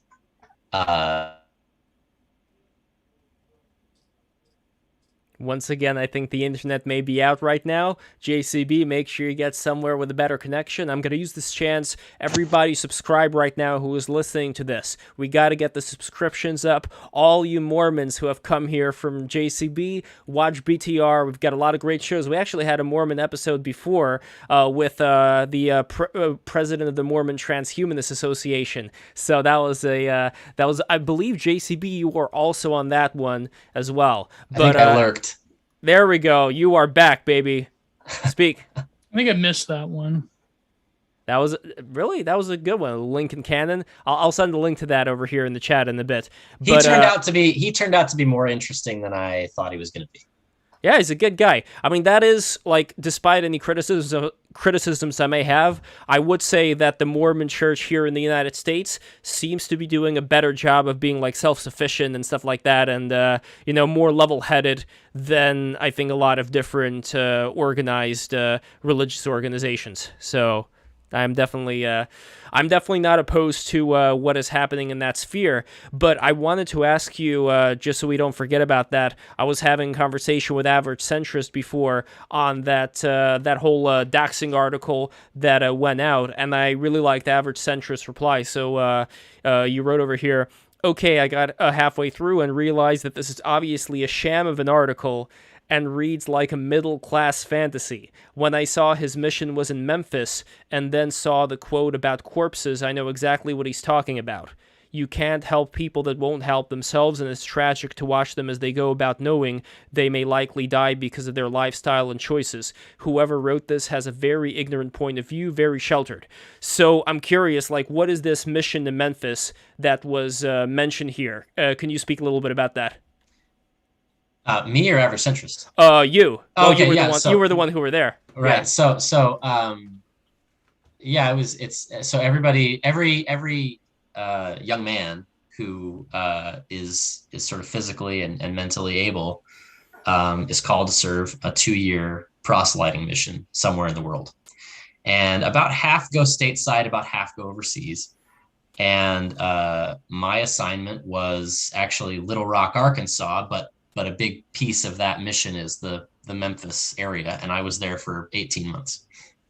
And just a really educational experience, because I went in with very like blank slate. Like, you just have to expose people to the thing that I find so beautiful, and they'll just accept it and change their lives, and that'll be wonderful. And you run into the fact that, like, not only is it difficult to like get people to just show up, but like we put a lot of emphasis on getting people to read the Book of Mormon, and I would say probably 80% of the people that I contacted were like just not able to read at that level, like just couldn't. And so, in hindsight, I should have been much more like flexible and responsive to that. But instead, I just sort of kept banging away at it, like trying to get them to read, trying to like sit through it while they sort of tried to sound it out. And that's not any kind of criticism of them. That's on me, that I was just dumb and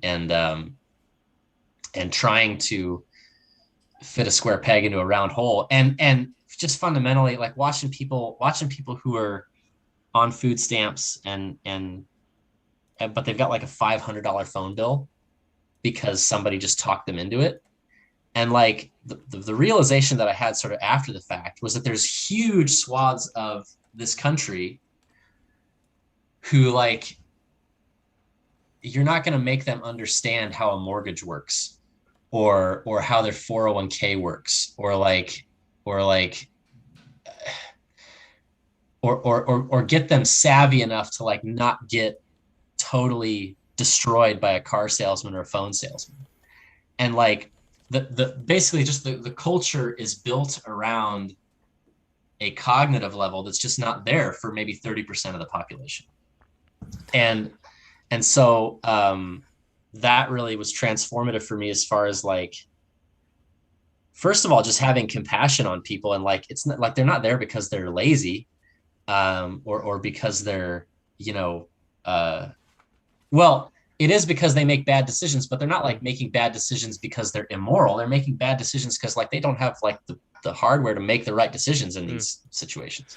Although I would say that when we're talking about the hardware, I would never say that this is a one and done type of deal. Like I always talk about how, badly in terms of their state of mind the Russian serfs were, while at the same time I point out there being people like Anton Chekhov, who was from a serf family, who nonetheless ended up becoming a brilliant writer. Oh yeah, so, you don't know. Yeah. You don't know just by looking at someone or approaching someone. That where they're going to fit. It's just the realization over time. You start to notice this pattern of like, there's a lot of people who really, really, really struggle, and they struggle for like reasons that are not obvious and not easy to fix.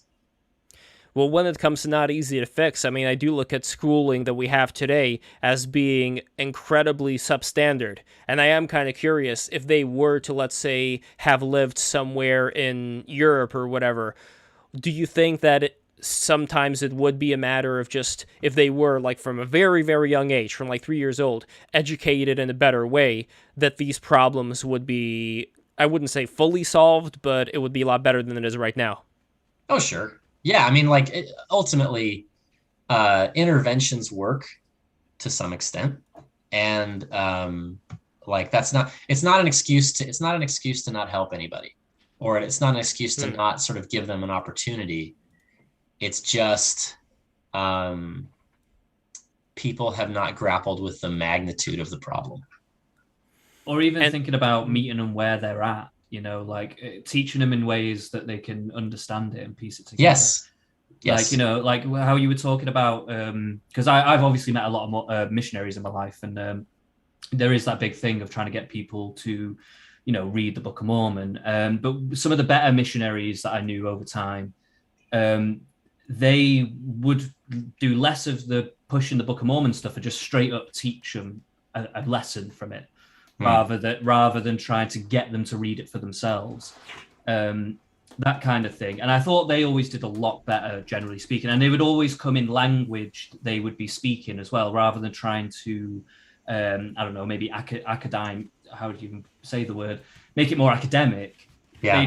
They just speak about it in straight up terms. I knew certain missionaries who would just, skirt the rules somewhat and be kind of just swearing, speaking in fairly, not like super duper, but like, we're kind of just meeting them at a certain level to make people feel comfortable to actually receive the message in the first place. That kind of thing. And I mean, like, if you had asked me at that age, at that time, was I trying to do that? I would have said yes. It's just, you don't know what you don't know at that age. Oh yeah, of course. I want to get to the part of Mormonism that I'm very fascinated by. As an outsider, again, I'm just speaking out of my butt here when it comes to what exactly is going on. But I do like this idea that Mormonism takes into account not just the planet Earth, but much like in Hinduism, the entire cosmos when it comes to different planets and stars and things like that. So my first question here is, when it comes to people becoming elders, let's say, and you're an elder, is it the case that then you have a rulership over your own planet in the in the afterlife? And if that is the case, would there be, let's say, certain degrees? Because I imagine that somebody who had, a fairly rudimentary experience of leadership, like in a small position of, let's say, I don't know, having certain clerical responsibilities here and there, I wouldn't make them the ruler of any planet. Like maybe I'd make them, a like lower level bureaucrat or something, but I wouldn't make them the ruler. So I don't know, like when it comes to that kind of system, how exactly does that work? I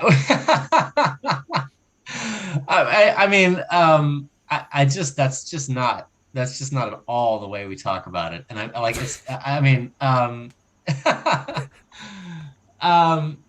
it's not so much. So here's the thing.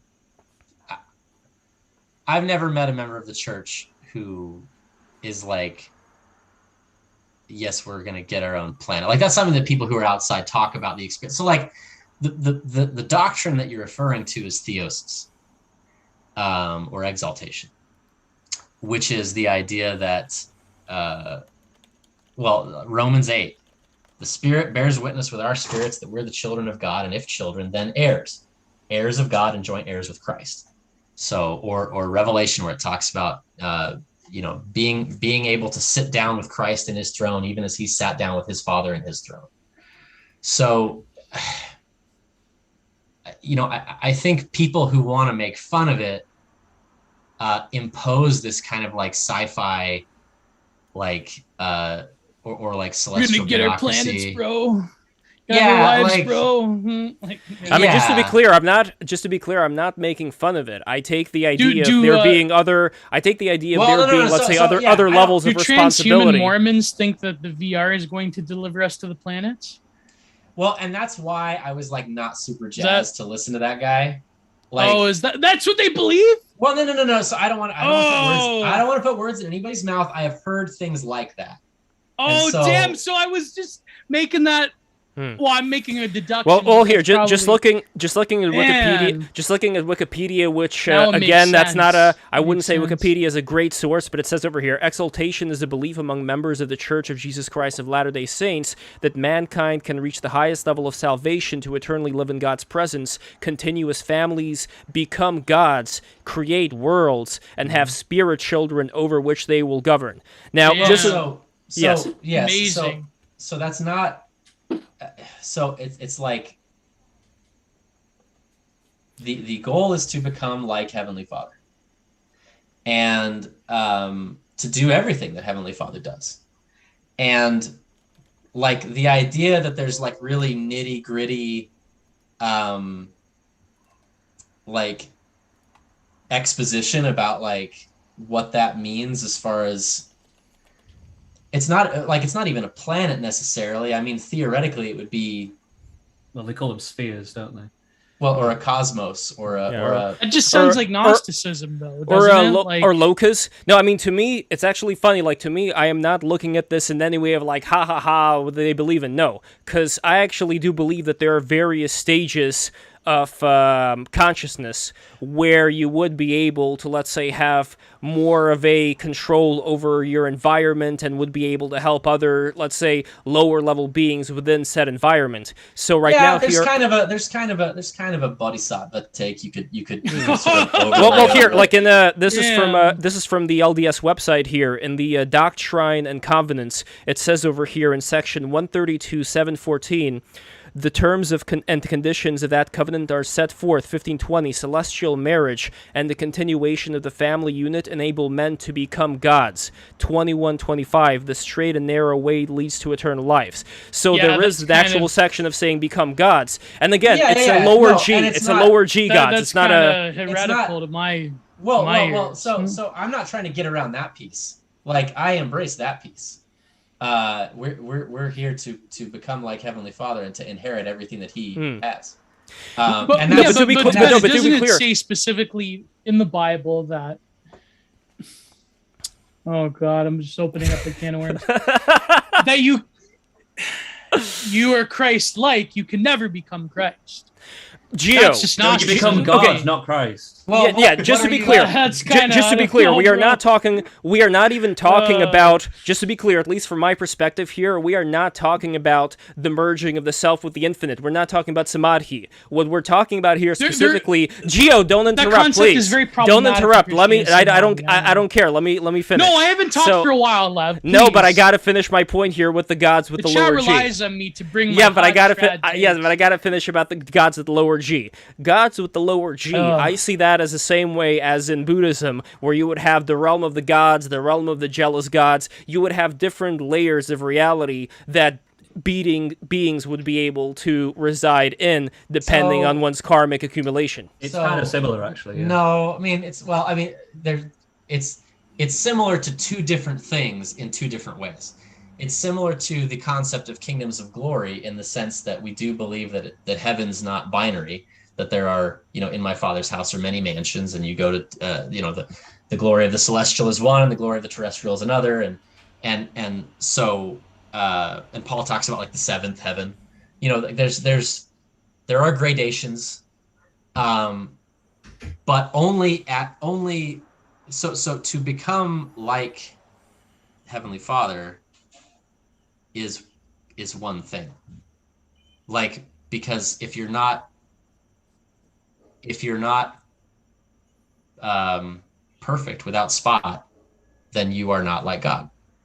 And so there's not like this hierarchy or this bureaucracy beneath.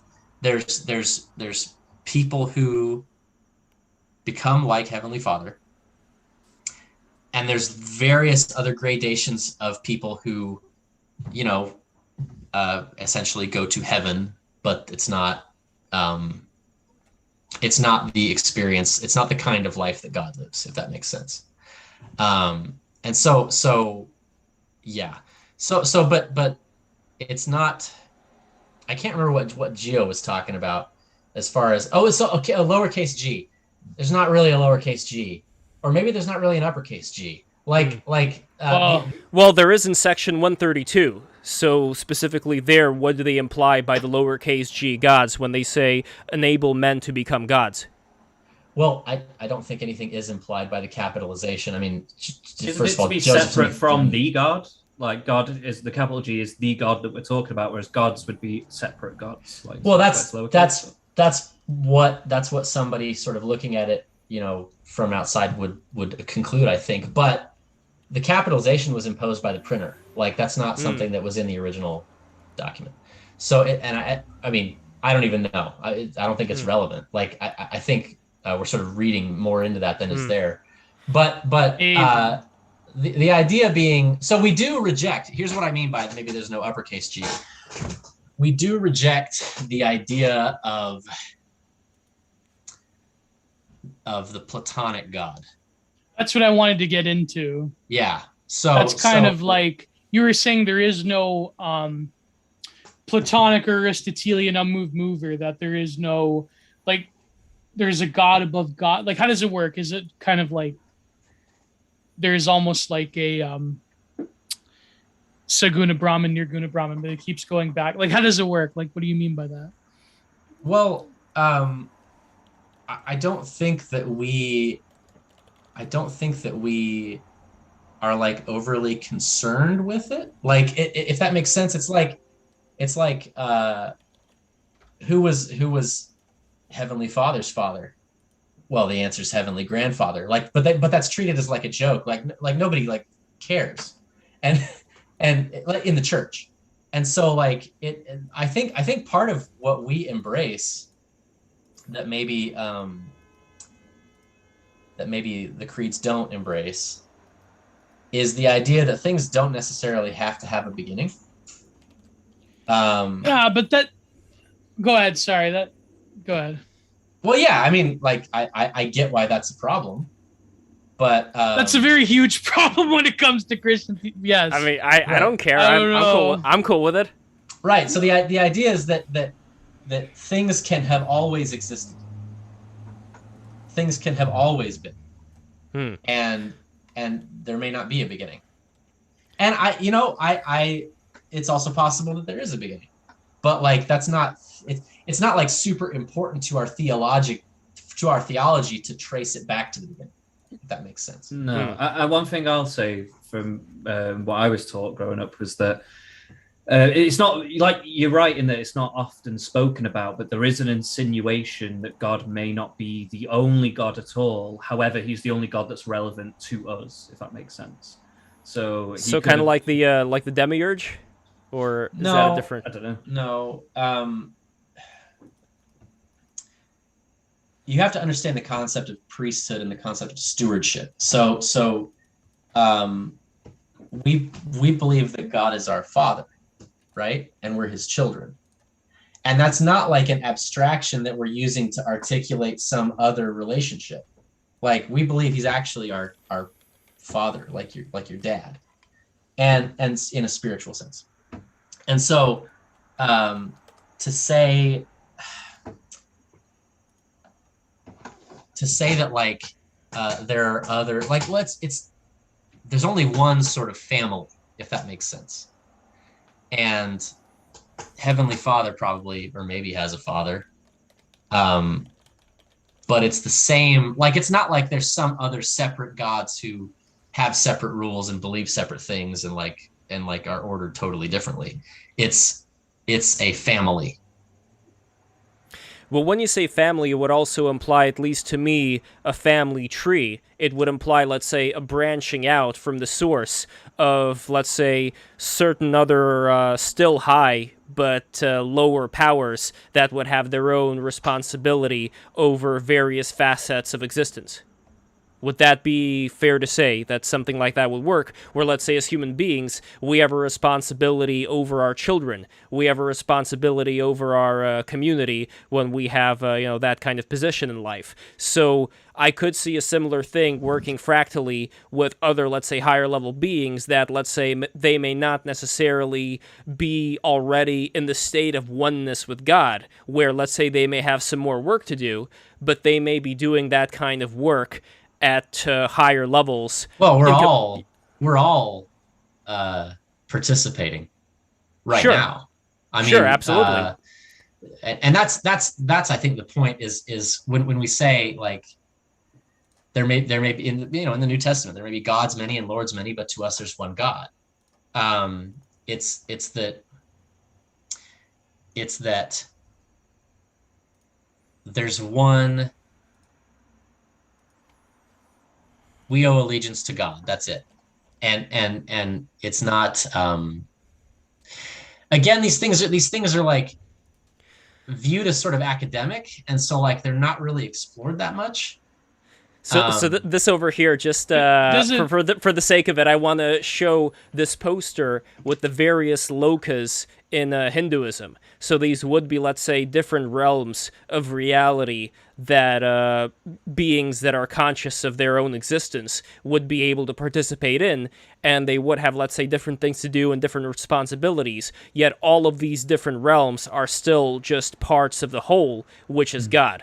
So that would be the example in Hinduism, and I'm not saying that it's the same as Mormonism, but I did want to show, like, this comparison to kind of like what I suspect may be the case going on. But yeah, I don't know. And I mean, and I think, honestly, I think most, if you were to have this conversation with like 10 sort of smart members of the church, I think what most of them would say to you is probably like, maybe that's interesting. Like I don't think there would be like either a yes or like a no, absolutely not. It would sort of be like, I don't know, like maybe. I think the reason why for me it's something that's interesting is because I know that there are some Christians here who look at the entire, let's say, cosmos universe as just being sort of decorative, and how the Earth is pretty much the not only the most important thing, but the only thing that's actually real and tangible, and everything else is just kind of there, for decorative purposes. I think that that's a limiting view, which does not mean that we should all of a sudden forget about the Earth and just drift off into the lokas in our space, but I actually think that the awareness that there are other levels of reality that may be going on, it can be something that can strengthen one's convictions here on Earth at a time where a lot of these various religions are being questioned and practices being questioned. It's like, well, you don't know what's real. So it's almost like the need to find out what's beyond would actually, to me, reinforce certain principles that are acted upon here on Earth. Okay, yeah, I can see that. And that's you know, I mean, that makes it interesting about sort of where's the center. But I also think there's a sort of take no thought for the morrow, sufficient is today for the evil thereof. Like I just think our people tend to be pretty practical. Like, you know, like, if that makes sense. Like, it's not the Platonic model creates its own problems, or I think you'd call them mysteries. But like neither of these models is like without sort of weird open-ended pieces. Well, what do you mean though? I mean, like it's pretty definitive. Like in Revelation 1:8, I am the Alpha Omega, saith the Lord God, who is and who was and who is to come, the Almighty. Then he says, I am the giver of what does it say? I'm the one who is the giver of the spring of life. I give without cost. I mean, it's pretty, I don't know. It's kind of. What does that mean to you? It's definitive that there has to be, that the Lord is the beginning, the end. You know what I mean? Of what? Like, of everything, of the being of beings, everything, our experiential reality, not just our experiential reality, but well, it's like that has to be, right? You know what I mean? Like that's the premium from which everything arises. And to say that there's like a trail of infinite different gods, I mean, that's kind of, I don't know. No, to be clear, Gio, to be clear, what you said right now does not in any way contradict that Hindu chart that I pulled up. That is still all contained within one thing. It depends, though. If you're going from a purely like Vedist view of it as opposed to Vedanta, and Vedanta it doesn't have that sort of contradiction in the sense that everything ultimately is the manifestation of Nirguna Brahman. Like that's. You know what I mean? Like, it depends, like, what sect of Hinduism you're talking about. But yeah. most, post-Shankara Vedanta, that's pretty much, like, what you're talking about. But that's, you know, some people like Sunny would disagree. Can I give a little fun fact about Revelation? Because Paul wrote Revelation, right? That's one of his books. John, was it? John. Yeah. Oh, I thought it was Paul. Oh, okay. Doesn't matter. Yeah. Either way, John at the time, there's a section, there's a chapter. I'll find it because I'll post it in here somewhere. I'll find out what it is exactly because I can't remember it off the top of my head.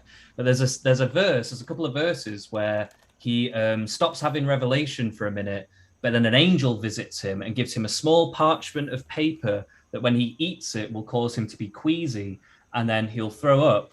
And then he'll see another grand vision.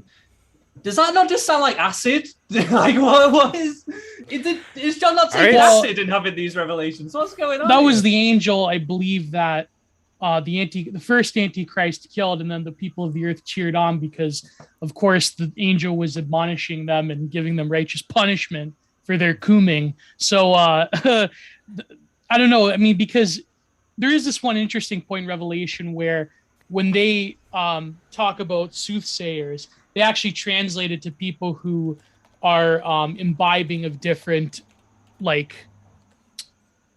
intoxicants. So you can include psychedelics in that. So people, people. So I know certain I know John Allegro makes a huge deal about that. And the burning bush being the acacia tree and all that. Yeah. But that's no, but why be dismissive of that too? If there are various things that would allow people to get access to, Lev. It's like the fucking every part of Christianity was just made up of ancient pagan gods. Like that's I don't know. No, I wouldn't say it was made up. It's like this fucking pothead 2010 psychedelia like Terrence McKenna, God was a mushroom type of shit. No, but I think we're looking at Gio. I think we're looking at this all wrong. I used to believe something similar way back in the day, but no, but Gio, I think you're looking at this. I think you're looking at this all wrong. Where I think you're focused too much on the psychedelic plant or LSD aspect of it. Where I'm looking at it not so much as that. Where sure you could say that psychedelics or whatever were used. I'm much more interested in the realm that allowed people to access, as opposed to the means of accessing said realm. You know what I mean? Jack. No, what I mean is that I just think that when you look at Christianity as a whole, then there's a lot of instances where the church fathers are well aware of the fact that, fuck off, matches. You've been having sus takes a lot. I'm sorry, bro. I don't mean to call you out like that. But what I mean is that when you look at the church fathers are very well aware of these rituals and these various the Eleusinian mysteries and so forth. It's just that they saw that the danger in giving people what they perceive to be a path to, like, a free and easygoing path towards the Lord, which I know Terrence McKenna had this fucking cope about, like, oh, well, it's not free and easy because it drags you into hell. It's like, yeah, but compared to the hell Gio, I that agree our Lord with you. Can give you, it's like that is, you know what I mean? Like, he even freely admitted that, I used to do the voice very well. Well, meditation is bullshit because it's just too damn boring. It's like, this is my biggest problem with like new age, like hipster hippies, is that they have this like immediate, any sort of, like, they'll take a Buddhist or a practitioner of Vedanta at their word for it. But when it comes specifically to Christianity, the religion of mom and dad, then they're like, oh yeah, then obviously that must be some like sneaky, peevish, like, it was all just a mushroom and you're getting mad at it. It's like, I just think it's like when I've done a lot of psychedelics and like, I think I have too in the past. I'm not gonna, Yeah, but I just mean in the sense of like, some of the more spiritual and religious experiences. The dominator ego. Sorry. Go ahead. Yeah, but I mean, it can just give you those feelings of alpha, omega, all that kind of stuff. Like, right, I just think when I'm seeing those things written in Revelations and stuff like that. Very much it's got a. It's got a very trippy vibe to it, but like, but it just made me wonder, like, on what level is religiosity related to that kind of stuff? I'm not saying it makes it irrelevant. If anything, it could be that psychedelics are somewhat of a bridge gap between that. I don't know. Who knows? But going back to what JCB was talking about earlier, off Bennett. Like, what did you mean? Like, when you were asking me, like, can you elaborate on? Oh, I don't remember. Well, then regardless of that, what does it mean to me? Well, yeah, that's what I mean. I think, like, I'm not articulating well, as VDR said, but it's like, to me, I think that is the sort of, not just in Christianity, but pretty much every wisdom tradition you can think of, where there has to be sort of a fundamental source from which all things emanate. And to say that sort, like, in other words, on a purely like ontotheological level, to say that the being of beings has in itself like a previous generative source, to me, that's sort of like, it comes with this similar logical problems that I wouldn't even say Descartes, even before Aristotle, even the sort of infinite regression. Like, it just makes sense to have placing your faith upon the creator of all things. And so that's, at least from my like basic bitch Catholic understanding of it. It's I do believe he's the creator of all things. Mm-hmm. But I get what you're saying. It's like one of those, like, I guess, like the average Mormon probably doesn't. Not that they don't care, but it's like, it's not a big. But I don't know, bro. But it doesn't really change. I don't think it really changes that much when it comes to what we have to do here on Earth. The one thing that I think people may be ready for, just because we have the internet, we have people who are totally locked into this cybernetic control system where they're constantly getting dopamine hits from the notifications, as I'm sure all of us are on Twitter. Let's not forget, we are part of Twitter. We are part of this cyborg mind, like it or not. So when it comes to escaping that, I really think that the next phase is going to be looking at not so much the psychedelics, because I actually agree with the Mormon standpoint of not having to rely on crutches to, get you through something, because you should utilize your willpower more. But in general, like people already know who are watching BTR from previous episodes, when it comes to like the meditation experiences I have and all that, I think that there is an astral realm, that there is another level that we can get to, and I'm not as concerned so much about saying, like, is it psychedelics, is it like all these plants? Not that. What's more important to me is where exactly did Enoch go? Where exactly did, Joshua go? Or, you know what I mean? Like, what is this realm that people are talking about? Like this throne of God with, like, the eagle and the bull and all that stuff and the multi-eyed angels. What is that? What exactly are we talking about there? Okay. Yeah. So, and this is why I started with conscience, Jiminy Cricket, right? And it's not to say that stuff's not important, but think about my sheep hear my voice, right? How smart is a sheep? Like when we say a sheep can hear the shepherd's voice, are we saying that like a sheep can like get what's going on between the shepherd and his wife? Or are we saying like the sheep knows come here and the sheep knows maybe lay down or like, you know what I'm saying? Like there is a simple level of command that I think people, at least in the beginning, are able to hear, or at least discern.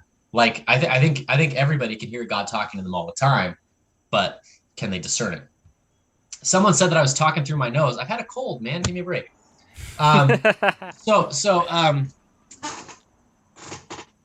So my point with that is like, and it's like you're saying with psychedelics being like a shortcut. I don't actually think they're a shortcut.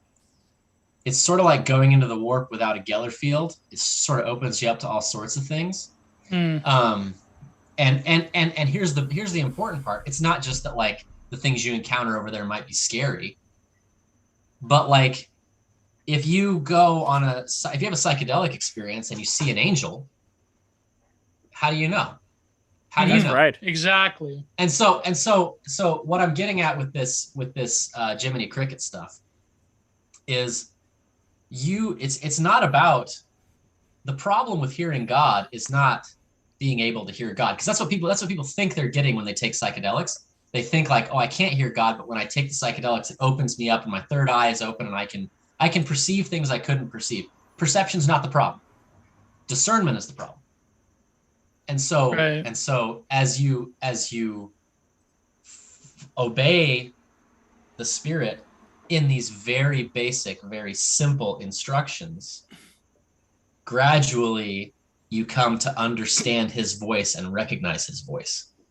And then it becomes easier when you hear some wild idea about, like there's a story of Joseph Smith talking to one of the early members of the church who had like a really interesting model of like the cosmos or something. And he was like, hey, brother, this seems true to me. I feel like it's right. And Joseph Smith being like, well, it's really interesting. I'm sorry, it's just not true. And like, it's again, it's a question of discernment. So people in the church, and this is why I said that like people tend to view it as sort of immature or gauche to bring this stuff up in church, is because we're all trying to be at like this kindergarten level. Like I'm still really having a hard time just telling the truth all the time, or just like, my kid keeps waking up and I keep letting my wife go get him instead of me go get him. And like, I know God's talking to me about that, and I'm not even listening on that level right now. So like the idea that I'm going to get some brainwaves about what's going on beyond Jupiter is kind of silly. It's a recognition of where you are. It really depends, though, because if you look at somebody like Nikola Tesla, let's say, that is somebody who I'm sure has had various moral problems with family. I mean, I don't know, maybe the guy was a saint, but at the same time, that was somebody who I believe did have access to information that other people were not as privy to. So I would take, in general, people who are artists, people who create certain things in life, that there is an access that they would have to this other realm, while at the same time, it by no means implies that they are a morally upright person. At the same time, I think that in certain circumstances, number one, both can be worked on, and number two, I do think that the realization that these things are out there would, in my opinion, help a very materialistic, a very, as Rudolf Steiner said, a very Ahrimanic centered society kind of wake up from their certain malaise, where they would actually see there being more to life than just whatever it is they grew up watching on their iPad. You know what I mean? Yeah, I actually, just to add on to that, like part of the reason why I even came back to spirituality and came back to Christ and stuff like that and looking at those teachings was because of my psychedelic experiences. Like I was way more hardcore atheist before that. And it isn't that it gave me mind waves into what's past Jupiter. It's more like it gave me a realization that there's a deeper spiritual element to the world that I have been ignoring for a long time. So I think that, Lev, you're kind of right. Like it can open people up. It can, open their eyes to the idea. Well, not even just psychedelics, but just meditation in general, just being able to go within for a bit. But I would say the one thing that would separate me from somebody, let's say I went to Catholic school, I even went to Russian Orthodox school before that, what I would personally say regarding the element of faith, why I can't really put myself into that category, is with the Jiminy Cricket example that you brought up. I think that's a great example, because let's say you would have certain DMT entities or whatever that would try to, at least in this forum post that I read from this horror story this dude experienced, that would try to convince him that he's the new Messiah and just like all this crazy stuff, and then they end up screwing with him, locking him up into an interdimensional prison for several years. But that is a bad example of what could happen when you meet certain entities that you think are one thing and are another. Using the Jiminy Cricket example of what would be morally right to do, I think that's a good way of seeing through a lot of the bullshit. But at the same time, what I would add regarding the faith element is I still don't know, looking back into our history, whether we're talking about Joseph Smith or whether we're talking about the New Testament, Old Testament, all the visions of Ezekiel, all these various things, including the pillar of fire and smoke. What I don't know here is not that the messages that were transmitted were bad messages, as far as all the good that was contained in them that we still practice to this day.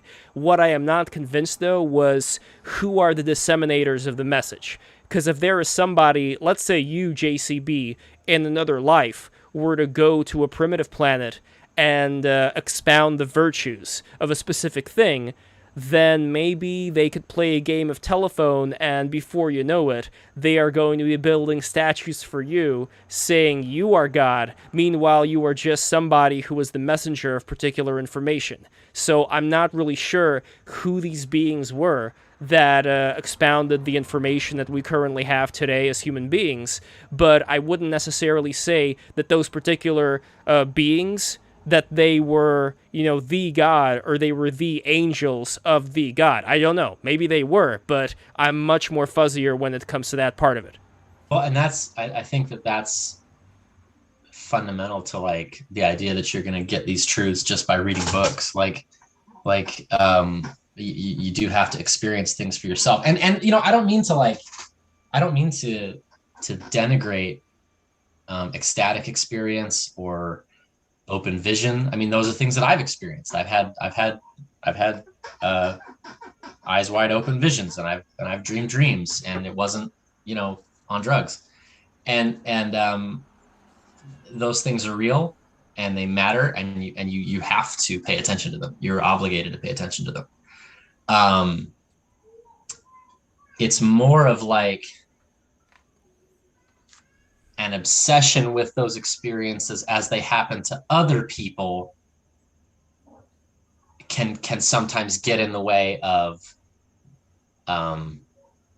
your own development in that direction.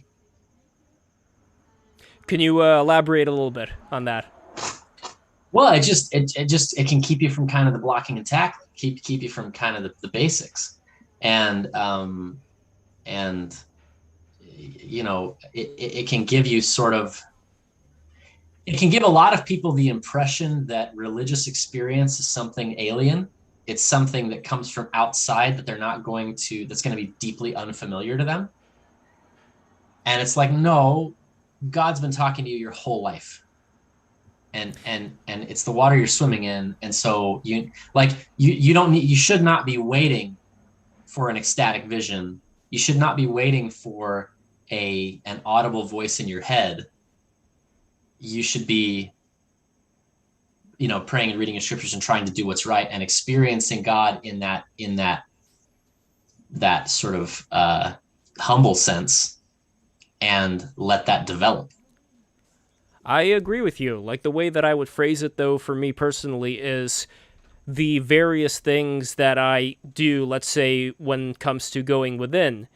It's not something that only affects me in that particular state. It's something that ends up affecting me afterwards, changing the way that I would look at the entire world, like everything around me, my family, the people in my life. So it's almost like you take certain things that you learn, whether it's from scripture or from meditation, and if it doesn't change the way that you live in this world, then what's the point? Because like this whole thing where we are right now, I think that every single thing we do, every single thing we think even, I think all of that matters. Because either nothing matters or everything matters. And if everything matters, then, well, that's what I'm leaning on.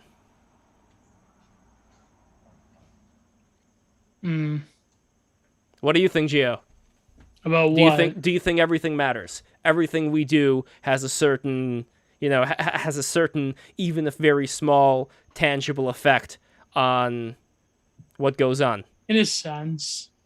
But then again, I mean, I know the Orthodox, they have this concept, I forget what it's called, where you try your best, like, not to purposefully seek out mystical experiences, because, like, it's up to God to, like, meet you at a certain way.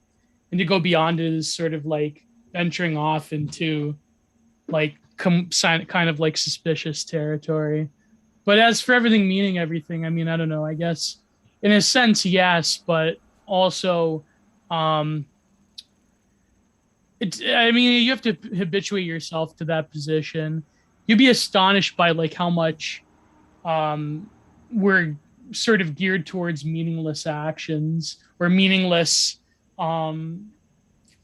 like pseudo events that don't really matter, I think has dominated the world's sort of consciousness. And that means that people are just fundamentally doing things that don't matter even more. Like, it's like we're at a race to the bottom in terms of doing things that matter, but if that makes sense. Average centrist, do you agree? I'm not 100% sure. I mean, for me, I'm kind of on your side, Lev. I think everything does matter, but how, on the degree of how much it actually matters, I guess, is what is questionable. Like, obviously, smaller things are not going to matter as much, but I think they should, just on an individual level, you should try and treat it that way, though, right? Because at the end of the day, it will matter to the small microcosm of people and stuff that you're involved with. So, yeah, it does matter to a large degree. Like, you know, it depends. We're talking kind of generally, so maybe we need to get a bit more specific. Well, it's like that Jesus quote about what you put in your mouth matters less than what comes out of your mouth. I mean, I'm butchering the quote here, but is that correct? I know you're about though. Yeah.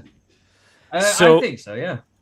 And the JCB, I think that we're going to be pretty much concluding this pretty soon. There is one last thing I wanted to ask you when it comes to, and just get into this just as much as you would prefer, when it comes to the military-industrial complex, all that stuff, for people who are more on the civilian side of it, who are not really, who are not really familiar with anything having to do with that part of the world. Can you give us any better idea of what exactly that's like, as much as you're comfortable with. Well, that's a crazy gear change. Well, what do you want to know? I mean, basically, I think people just, I think people would be shocked to hear how just stultifying and boring it is. Like, it's very, we've still sort of got this vestigial, like, support the troops thing from 9/11. And so there's lots of dudes who are online who were like a procurement guy and they lived in Ohio and they just did spreadsheets. And it's probably 10 to 1.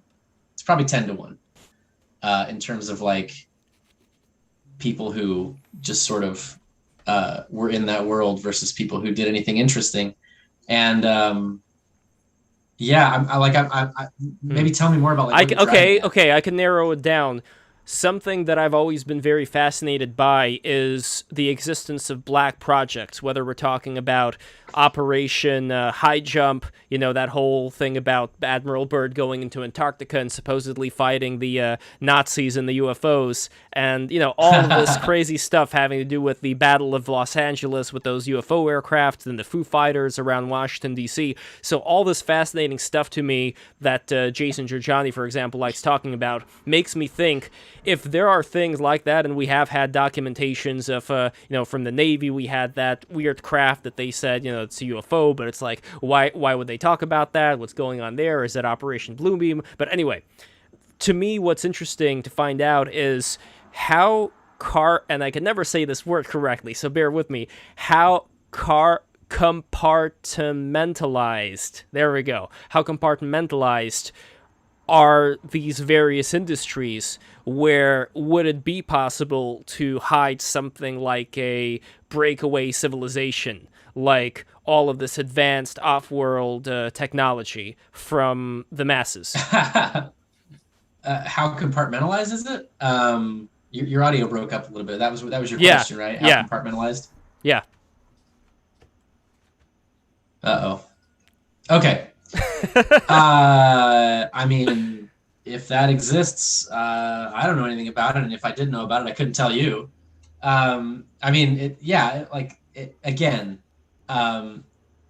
They bring a lot of people in with this sort of wink about like, you're gonna get the inside dope, you're gonna learn some things.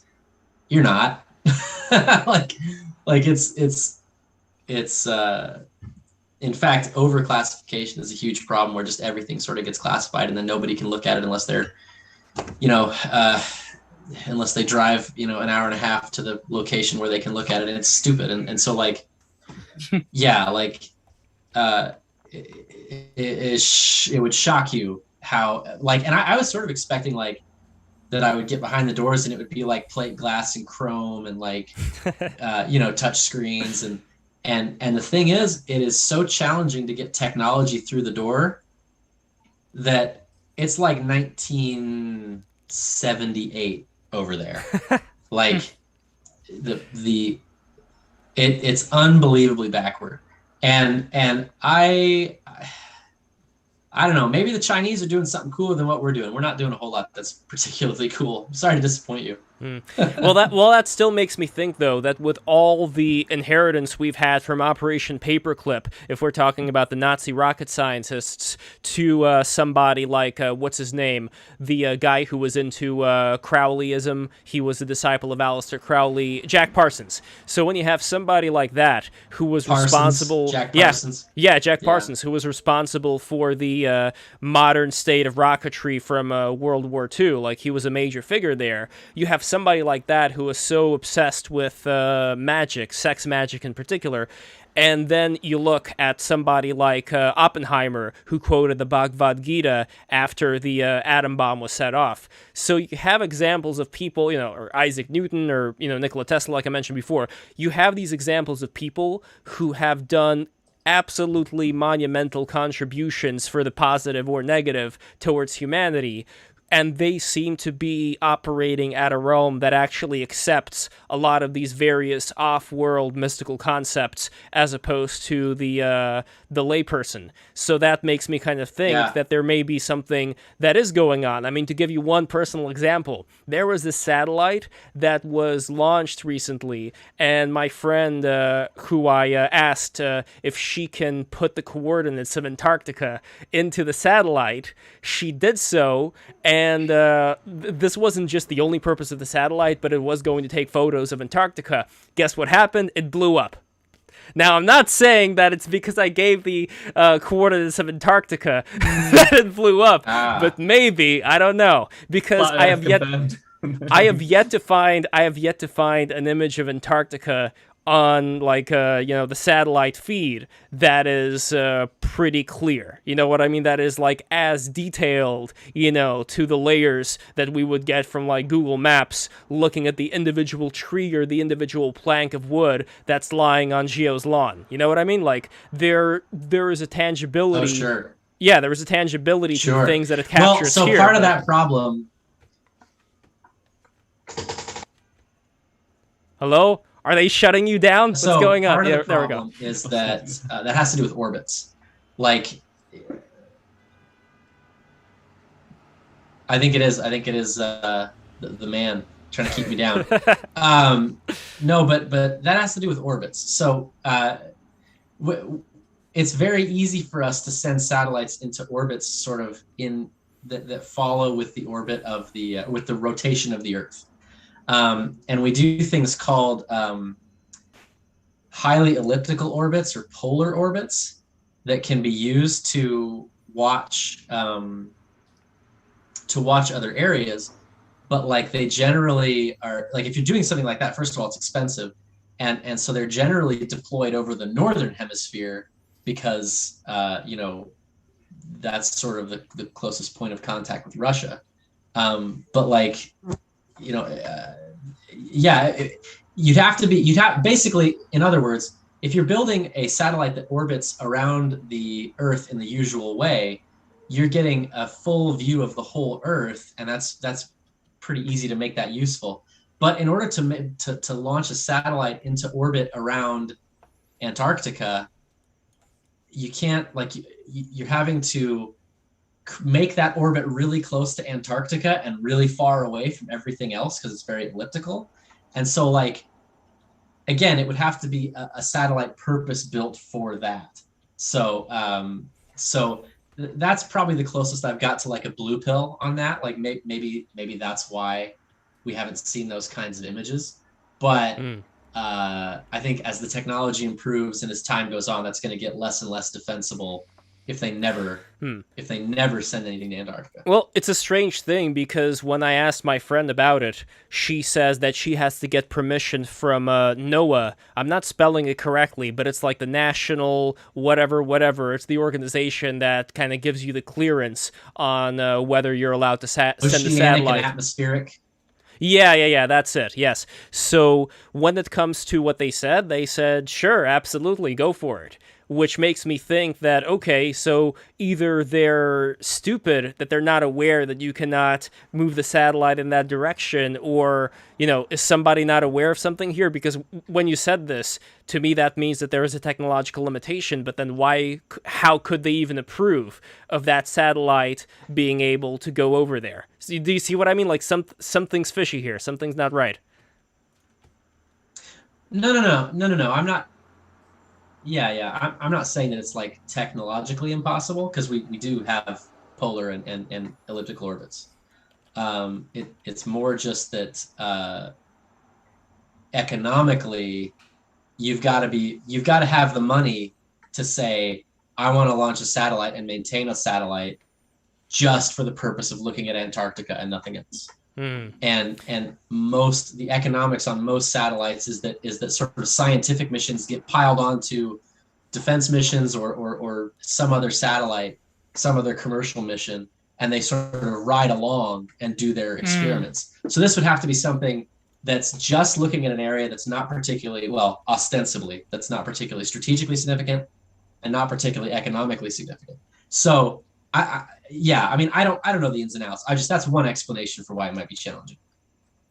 Interesting. I know that there was a comment here about John Kerry going to a trip to the Antarctic. So I'm not really sure why he did that there. But I don't know. There's a whole bunch of very interesting stuff about that. I don't want to dwell too much on it right now. Let's just say that there is a bit of a mystery going on that who knows if it's going to be solved later on. But to conclude this stream, I want to, first of all, thank you so much, JCB, for being here. I want to thank Average Centrist for being here, for Geo for being here. All you guys, there is a super chat that I would like to read because we did get one super chat. And listen, guys, if you want to help BTR out, then send us a super chat right now. We are going to read the super chat, but I'm going to look at this one. Once again, everybody subscribe. And also don't forget to become a patron. Patreon.com/breaktherules is where you go for patrons who are the $5 tier. We are going to be doing a reunion stream coming up soon with the patrons, with a lot of your old favorites. I want to get Metaphor Man in there. You know, Metaphor Man is finally back on Twitter, and we should definitely do a sewing discourse with Metaphor Man as well. But anyway, the super chat goes as follows. Anthony Cheron, $5. Does the LDS Church still have extensive involvement in Boy Scouts of America? From an Eagle Scout. Oh, man. They had that? Beats me. Shit. No. That was just a definitive Sorry, no. my connection is No horrendous. problem.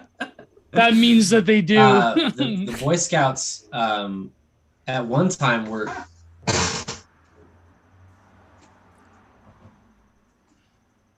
Yeah. So it was originally like a third of the Boy Scouts budget, or maybe even half, was provided by church-sponsored troops.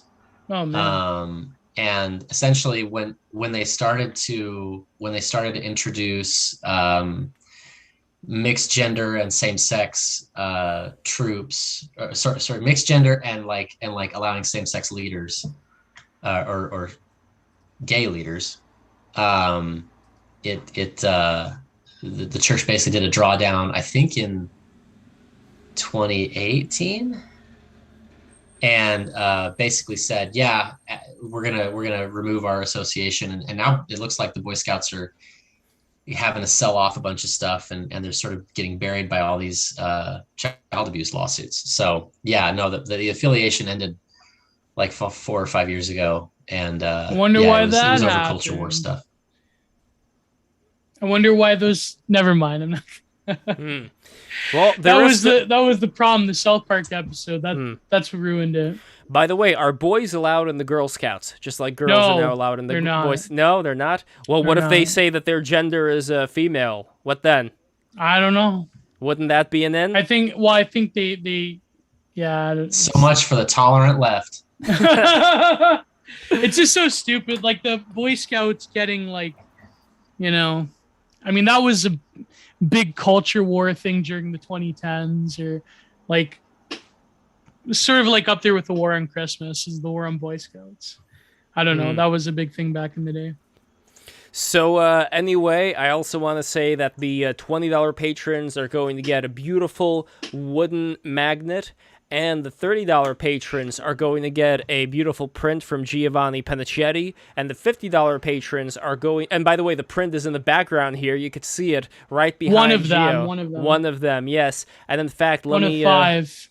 Let me turn the virtual background back to that print as well, so you could see it on my screen as well. So anyway, anyway, $50 patrons are going to get all of that, plus another beautiful painting from Geo, plus a custom magnet, whatever you want, within limits, and you guys are going to get upon request, a poster of the thumbnails that my dad painted. Be sure to let us know if you want that and which one you want. Plus, you are going to get a beautiful Warhammer 40k figure from Jules P. Hamilton. And yeah, that's pretty much it. Of course, go to our Discord. If you guys are not in our Discord yet, what are you even doing with yourselves? Wait, the Girl Scouts are sponsored by fucking Planned Parenthood. Oh my God. Wow. Is that true, Sean? Sean Stryker. I wonder, is that the real Eric Stryker in our chat? I don't know. Wait, the Eric Stryker. That was a funny stream. But like, oh my God, that makes total sense though. If the Girl Scouts are sponsored by Planned Parenthood, it's almost like nothing nefarious with that. And I have to go actually, but I saw those OK Cupid ads. Oh yeah, aesthetically terrible, kitschy, millennial pink pastel nonsense about like, it's okay to date someone who's just pro-choice, or it's what is the one that it said? It was like. It's not okay to date someone a man who won't vote for a woman president. Here, this one over here. That was a good one. Let me make a. I don't want to vote for any president. I don't believe in voting. I don't believe in democracy. So okay, so let's see what we got. This is from Stained Haynes, by the way. Yeah, he got good numbers there. Yeah, shout out to 718 TV. So he says over here, it's okay to have strong convictions and abandon them for the night. No, it's not. So that's the point. It's okay to not date a man who won't vote for a woman. Well, if that woman was Joan of Arc, maybe I would consider voting for her. And then, okay, it's okay to choose Mr. Right based on how far he leans left. This is so fucking lame. This is like, do they not realize that this, like, it just proves that, like, the left, not that the left can't mean, but it's just so fucking lame. And Gio, this one's probably your favorite. Only fucking aging millennial. It's okay to choose some date. It's okay to choose to only date someone who's pro-choice. Wow, some like aging millennial cat lady, like sipping wine and like taking Chardonnay and Xanax probably came up with that one. That's I don't know. And here's the tweet that I did above that. Cringe. Let's see if we can. Here we go. So it's almost like this was done to discourage dating. How far we've fallen. Yeah. Well, actually, to be fair, Lev, though, they probably have a pretty decently high body count, both of them.